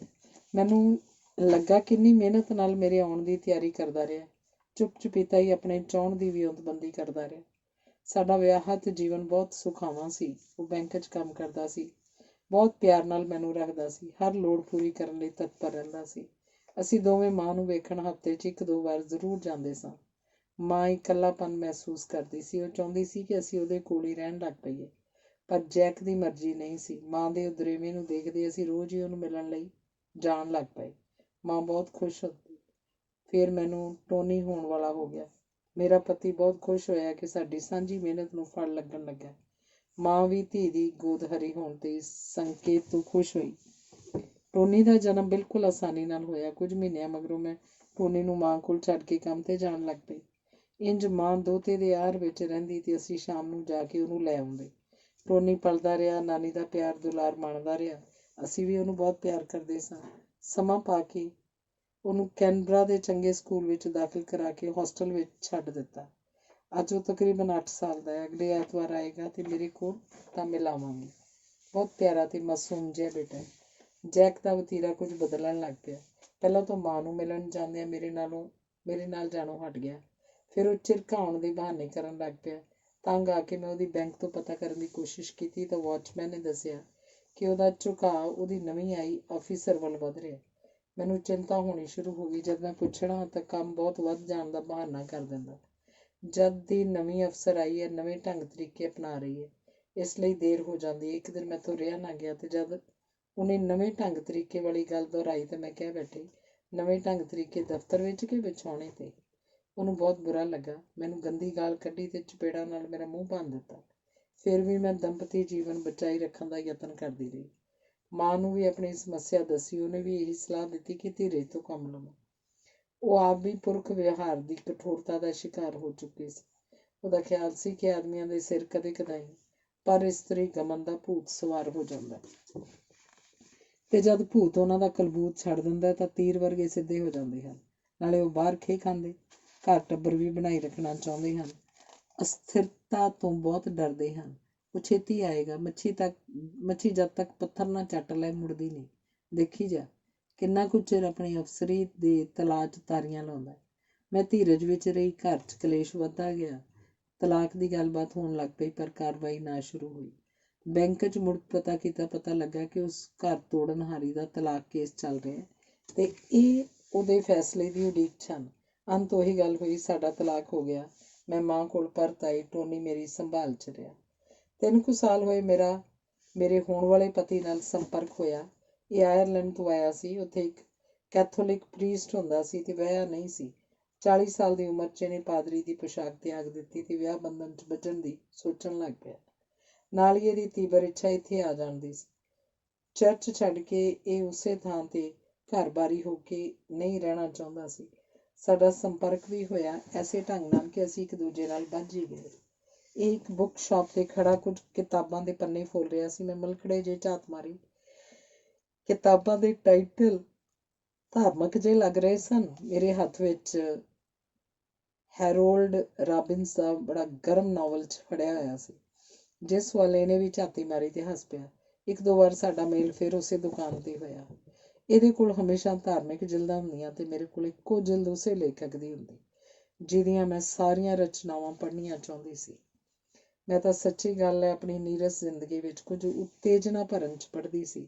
ਇੱਕ ਦਿਨ ਉਹਨੇ ਕਿਹਾ, ਕਿਆ ਸਬੱਬ ਬਣਦਾ ਹੈ ਕਿ 2 ਇੰਨੇ ਵੱਖ-ਵੱਖ ਵਿਚਾਰ ਰੱਖਣ ਵਾਲੇ ਵਿਅਕਤੀ ਇੱਕੋ ਸਮੇਂ ਆ ਮਿਲਦੇ ਹਨ? ਠੀਕ ਹੀ ਕਿਹਾ ਕਿਸੇ ਨੇ। Diametrical opposed persons make good companions। ਵਿਚਾਰਾਂ ਦੀ ਵੱਡੀ ਵਿੱਥ ਵਾਲੇ ਨੂੰ ਅੰਤ ਨੂੰ ਚੰਗੇ ਸਾਥੀ ਬਣਦੇ ਹਨ। ਮੈਨੂੰ ਇਹ ਗੱਲ ਕੁਝ ਅਜੀਬ ਜਿਹੀ ਲੱਗੀ। ਇੱਕ ਦਿਨ ਉਹਨੇ ਮੈਨੂੰ ਕਿਹਾ ਕਿ ਮੈਨੂੰ ਸਾਥ ਦੇਣਾ ਚਾਹੇਂਗੀ? ਮੈਂ ਹੈਰਾਨ ਹੋ ਕੇ ਕਿਹਾ, ਸਾਥ? ਤੇ ਉਹ ਬੋਲਿਆ, I mean ਜੀਵਨ ਸਾਥ। ਸੋਚ ਕੇ ਦੱਸਾਂਗੀ, ਮੈਂ ਕਿਹਾ। ਮੈਂ ਤੀਬਰਤਾ ਨਾਲ ਉਡੀਕਾਂਗਾ। ਮੈਂ ਮਾਂ ਨੂੰ ਦੱਸਿਆ। ਕਹਿਣ ਲੱਗੀ, ਤੂੰ ਹੁਣ ਸਿਆਣੀ ਹੈ, ਨਾਲੇ ਕਹਿੰਦੀ ਹੈ 40 ਸਾਲ ਦਾ। ਇੱਕ ਗੱਲੋਂ ਤਾਂ ਚੰਗਾ, ਤੇਰਾ ਬਹੁਤ ਖਿਆਲ ਰੱਖੇਗਾ ਤੇ ਹਰ ਪਾਸੇ ਘੱਟ ਦੇਖੇਗਾ। ਮੇਰਾ ਮਨ ਬਣ ਗਿਆ। ਜਦ ਉਹਨੇ ਫਿਰ ਪੁੱਛਿਆ ਤਾਂ ਮੈਂ ਹਾਂ ਕਰ ਦਿੱਤੀ। ਬਸ ਫਿਰ ਮੈਂ ਇੱਥੇ ਆ ਗਈ। ਸਾਡਾ ਜੀਵਨ ਬਹੁਤ ਸੁਖੀ ਹੈ। ਇਹ ਬਹੁਤ ਚੰਗੇ ਸੁਭਾਅ ਦਾ, ਨਰਮ ਦਿਲ ਤੇ ਹਮਦਰਦ ਪਤੀ ਹੈ। ਮੇਰੇ ਬੇਟੇ ਨੂੰ ਵੀ ਬਹੁਤ ਪਿਆਰ ਕਰਦਾ ਹੈ। ਮੇਰੇ ਲਈ ਉਹ ਪਿਤਾ ਜਿਹਾ ਵੀ ਹੈ ਤੇ ਪਤੀ ਵੀ। ਮੇਰੀ ਤਾਂ ਮਾਂ ਜੋ ਹੁਣ ਨਹੀਂ ਰਹੀ, ਉਹਦਾ ਵੀ ਬਹੁਤ ਸਤਿਕਾਰ ਕਰਦਾ ਸੀ। ਇਹ ਤਾਂ ਹੋਇਆ ਮੇਰੇ ਆਪਣੇ ਬਾਰੇ। ਹੁਣ ਦੱਸੋ ਹੋਰ ਸਮਾਜ ਬਾਰੇ ਕੀ ਜਾਣਨਾ ਚਾਹੁੰਦੇ ਹੋ? ਇਹ ਜੋ ਨਿਊਡਿਟੀ ਪ੍ਰਧਾਨ ਸਮਾਜ 'ਚ ਵਿਕਸਿਤ ਹੋ ਰਿਹਾ, ਇਹ ਕਿੱਧਰ ਵੱਲ ਜਾ ਰਿਹਾ? ਸਵਾਲ ਬਹੁਤਾ ਸਪਸ਼ਟ ਨਹੀਂ। ਮੇਰਾ ਮਤਲਬ ਹੈ ਨੰਗੇਜ਼ ਦਾ ਬੋਲਬਾਲਾ ਕਿਸ ਹੱਦ ਤੱਕ ਠੀਕ ਹੈ? ਪਹਿਲਾਂ ਤਾਂ ਆਪਾਂ ਨੂੰ ਜਾਣਨਾ ਚਾਹੀਦਾ ਕਿ ਨੰਗੇਜ਼ ਹੁੰਦਾ ਕੀ ਹੈ। ਮੇਰੀ ਜਾਚੇ ਨੰਗੇਜ਼ ਸਾਡੇ ਮਨ ਦੀ ਅਵਸਥਾ ਹੀ ਹੁੰਦੀ ਹੈ। ਮੈਂ ਪੜ੍ਹਦੀ ਸੁਣਦੀ ਰਹੀ ਹਾਂ ਕਿ ਤਨ ਨੂੰ ਢਕਣਾ ਜਾਂ ਨਾ ਢਕਣਾ ਜਾਂ ਕਿੰਨਾ ਕੁ ਢਕਣਾ ਇਨਸਾਨ ਦੀ ਆਪਣੀ ਲੋੜ 'ਤੇ ਨਿਰਭਰ ਕਰਦਾ ਹੈ। ਜਿੱਥੇ ਠੰਡ ਬਹੁਤ ਹੁੰਦੀ ਹੈ ਉੱਥੇ ਬਹੁਤ ਢਕ ਹੁੰਦਾ ਹੈ। ਜਿੱਥੇ ਗਰਮੀ ਬਹੁਤ ਹੁੰਦੀ ਹੈ ਬਹੁਤ ਘੱਟ ਢਕ ਹੁੰਦਾ ਹੈ। ਜਿੱਥੇ ਸਮਾਜ ਸੋਚਦਾ ਵਸਤਰ ਸਦਾ ਪਾਈ ਰੱਖਣਾ ਕੋਈ ਚੰਗੀ ਗੱਲ ਨਹੀਂ, ਕਦੀ ਕਦਾਈ ਲਾਹ ਦੇਣ 'ਚ ਵੀ ਕੋਈ ਹਰਜ਼ ਨਹੀਂ, ਉੱਥੇ ਐਸੀ ਚਾਲ ਚੱਲ ਪੈਂਦੀ ਹੈ। ਜੇ ਠੀਕ ਤਰ੍ਹਾਂ ਸੋਚੀਏ ਤਾਂ ਤਨ ਨੰਗਾ ਹੁੰਦਾ ਹੀ ਨਹੀਂ। ਪਸ਼ੂ ਪੰਛੀਆਂ ਵੱਲ ਦੇਖੋ, ਕੁਦਰਤ ਨੇ ਉਹਨਾਂ ਨੂੰ ਲੋੜੀਂਦੀ ਪੁਸ਼ਾਕ ਪਹਿਨਾਈ ਹੋਈ ਹੈ। ਜਿਵੇਂ ਮੈਂ ਪਹਿਲੇ ਕਿਹਾ, ਇਨਸਾਨ ਕਦੇ ਨੰਗਾ ਨਹੀਂ ਹੁੰਦਾ। ਨੰਗਾ ਸ਼ਬਦ ਵੀ ਕਿਤੇ ਮਗਰੋਂ ਜੇ ਘੜਿਆ ਗਿਆ। ਇੱਕ ਹੋਰ ਭੁਲੇਖਾ ਪਾਇਆ ਜਾ ਰਿਹਾ। ਆਪਣੇ ਵਪਾਰੀ ਢੰਗ ਨੂੰ ਨਵੇਂ ਮੋੜ ਦਿੰਦਿਆਂ ਨਾਰੀ ਸਰੀਰ ਦੀ ਨਗਨਤਾ ਦੀ ਇਸ਼ਤਿਹਾਰਬਾਜ਼ੀ ਹੁੰਦੀ ਹੈ। ਗੱਲ ਵਿੱਚ ਇਹ ਹੈ ਕਿ ਜੇ ਢੱਕ ਕੇ ਰੱਖਿਆ ਜਾਂਦਾ ਰਹੇ, ਬਹੁਤਾ ਚਿਰ ਉਹਨੂੰ ਦੇਖਣ ਦੀ ਜਿਗਿਆਸਾ ਹੋ ਜਾਂਦੀ ਹੈ ਤੇ ਕਈ ਵਾਰ ਜ਼ਬਰਦਸਤੀ ਵੇਖਣ ਦੀ ਕੁਚੇਸ਼ਟਾ ਵੀ ਹੈ। ਕੱਲ ਤੁਸੀਂ ਲਾਈਵ ਸ਼ੋਅ ਦੇਖਣ ਗਏ ਸੀ, ਜਾਨਵਰਾਂ ਦੇ ਲਾਈਵ ਸ਼ੋਅ ਦੇਖਣ ਤੇ ਤਾਂ ਕੋਈ ਟਿਕਟ ਨਹੀਂ ਲੱਗਦੀ। ਇਨਸਾਨ ਲਈ ਕਿਉਂ ਐਸਾ ਹੁੰਦਾ ਹੈ? ਇਹ ਵੀ ਇੱਕ ਪਖੰਡ ਹੈ। ਸਭ ਨੂੰ ਪਤਾ ਹੈ ਕਿ ਨਰ ਨਾਰੀ ਦਾ ਜੋੜ ਹੁੰਦਾ ਹੈ, ਜੋ ਕੁਦਰਤੀ ਗੱਲ ਹੈ। ਇਹ ਬਨੌਟੀ ਜੀ ਖੇਡ ਦਿਖਾ ਕੇ ਪੈਸੇ ਲੁੱਟ ਲਏ ਜਾਂਦੇ ਹਨ, ਹੋਰ ਕੁਝ ਵੀ ਨਹੀਂ। ਪਰ ਨਾਰੀਆਂ ਕਿਉਂ ਆਪਣੀ ਕੁਵਰਤੋਂ ਕਰਨ ਦੀ ਇਜਾਜ਼ਤ ਦਿੰਦੀਆਂ ਹਨ? ਇਹ ਕੁਵਰਤੋਂ ਲੋਭ 'ਚ ਬਦਲ ਗਈ ਹੈ, ਰੋਜ਼ਗਾਰ ਬਣ ਗਈ ਹੈ। ਕੋਈ ਆਪਣੀ ਸੂਝ-ਬੂਝ ਦੇ ਬਦਲੇ ਪੈਸੇ ਕਮਾਉਂਦਾ ਤੇ ਕੋਈ ਆਪਣੀ ਸੁੰਦਰਤਾ ਦਾ ਵਪਾਰਕ ਇਸਤੇਮਾਲ ਕਰਦਾ ਹੈ। ਮੇਰਾ ਖਿਆਲ ਨਹੀਂ ਕਿ ਤੁਸੀਂ ਇੰਨੀ ਚੰਗੀ ਜਾਣਕਾਰੀ ਵਾਲੇ ਹੋਵੋਗੇ। ਇਹ ਮੇਰਾ ਪਤੀ ਹੈ ਜੋ ਬਹੁਤ ਵਿਦਵਾਨ ਹੈ ਤੇ ਮੈਨੂੰ ਆਪਣੇ ਗਿਆਨ ਭੰਡਾਰ 'ਚੋਂ ਕੁਝ ਕੁ ਦੇ ਦਿੰਦਾ ਹੈ। ਉਹਨਾਂ ਕਿਹਾ ਸੀ ਕਿ ਵਿਚਾਰਾਂ ਦੀ ਵੱਖਰਤਾ ਤੇ ਦੂਰੀ ਵਾਲੀ ਚੰਗੇ ਸਾਥੀ ਬਣਦੇ ਹਨ। ਸਾਡੀ ਦੂਰੀ ਵਾਲੀ ਸੋਚ ਹੌਲੀ-ਹੌਲੀ ਨੇੜਤਾ 'ਚ ਬਦਲ ਰਹੀ ਹੈ। ਇੱਕ ਦੂਜੇ ਵੱਲ ਹੁੰਦੇ ਜਾ ਰਹੇ ਹਾਂ ਤੇ ਚੰਗੇ ਸਾਥੀ ਹੀ ਨਹੀਂ, ਜੀਵਨ ਸਾਥੀ ਵੀ ਬਣ ਰਹੇ ਹਾਂ। ਬਹੁਤ ਚੰਗੇ ਖਿਆਲਾਂ ਦੇ ਮਾਲਕ ਹਨ ਤੁਹਾਡੇ ਪਤੀ। ਦੇਖੋ, ਮੇਰੀ ਗੈਰ ਹਾਜ਼ਰੀ 'ਚ ਮੇਰਾ ਜ਼ਿਕਰ ਹੋ ਰਿਹਾ।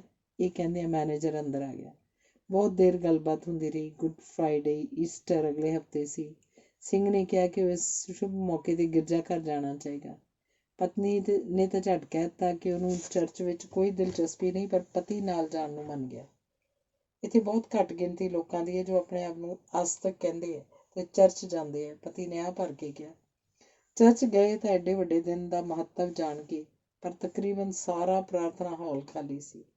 ਪਹਿਲਾਂ ਪਿਓ ਢਾਸਣਾ ਲੈ ਕੇ ਬੈਠਣ ਲਈ ਗਿਰਜਾ ਘਰ 'ਚ ਬੈਠਣ ਦੇ ਲੰਬੇ ਬੈਂਚ ਜੋ ਵਿਚਕਾਰ ਦੇ ਰਸਤੇ ਦੇ ਦੋਵੇਂ ਪਾਸੇ ਕਤਾਰਾਂ 'ਚ ਇੱਕ ਦੂਜੇ ਦੇ ਪਿੱਛੇ ਸਾਰੇ ਹਾਲ 'ਚ ਰੱਖੇ ਹੁੰਦੇ ਆ। ਵਿੱਚ ਮਰਦ ਇਸਤਰੀਆਂ ਸਨ। ਸਾਰੇ ਕੁੱਲ ਮਿਲਾ ਕੇ 15-20 ਤੋਂ ਵੱਧ ਹੋਣਗੇ, ਜਦਕਿ 500 ਦੇ ਕਰੀਬ ਸ਼ਰਧਾਲੂ ਬੈਠ ਸਕਦੇ ਸਨ ਇੱਕੋ ਸਮੇਂ। ਇਹ ਦੋਵੇਂ ਬਿਲਕੁਲ ਪਿਛਲੀ ਪੀਊ ਤੇ ਬੈਠ ਗਏ। ਪ੍ਰਾਰਥਨਾ ਖਤਮ ਹੋਈ। ਪਵਿੱਤਰ ਜਲ ਵਰਤਾਇਆ ਗਿਆ ਜੋ ਸਿੰਘ ਨੂੰ ਨਾ ਦਿੱਤਾ ਗਿਆ ਤੇ ਮੈਨੇਜਰ ਨੂੰ ਮਿਲ ਗਿਆ। ਸ਼ਾਇਦ ਇਹ ਈਸਾਈ ਧਰਮ ਦੇ ਸ਼ਰਧਾਲੂਆਂ ਵਾਸਤੇ ਹੀ ਹੁੰਦਾ ਹੈ। ਅੰਤ ਵਿੱਚ ਪਾਦਰੀ ਸਭ ਦੇ ਅੱਗੇ ਹੈਟ ਲੈ ਕੇ ਗਿਆ ਤੇ ਲੋਕਾਂ ਨੇ ਇਸ 'ਚ ਪੈਸੇ ਪਾਏ। ਉਹਨਾਂ ਦੋਹਾਂ ਨੇ ਨੋਟ ਪਾਏ। ਸਿੰਘ ਹੈਰਾਨ ਸੀ ਕਿ ਕੀ ਹਾਲ ਹੋ ਰਿਹਾ ਧਰਮ ਦਾ ਤੇ ਧਰਮ ਸਥਾਨਾਂ ਦਾ। ਉਹਨੂੰ ਇੱਕ ਪੁਰਾਣਾ ਸੁਣਿਆ ਸ਼ੇਅਰ ਯਾਦ ਆ ਗਿਆ। ਮਸਜਿਦ वीरां को देख के आता है ये ख्याल, मेरी तरह खुदा का भी खाना खराब है। धन्यवाद।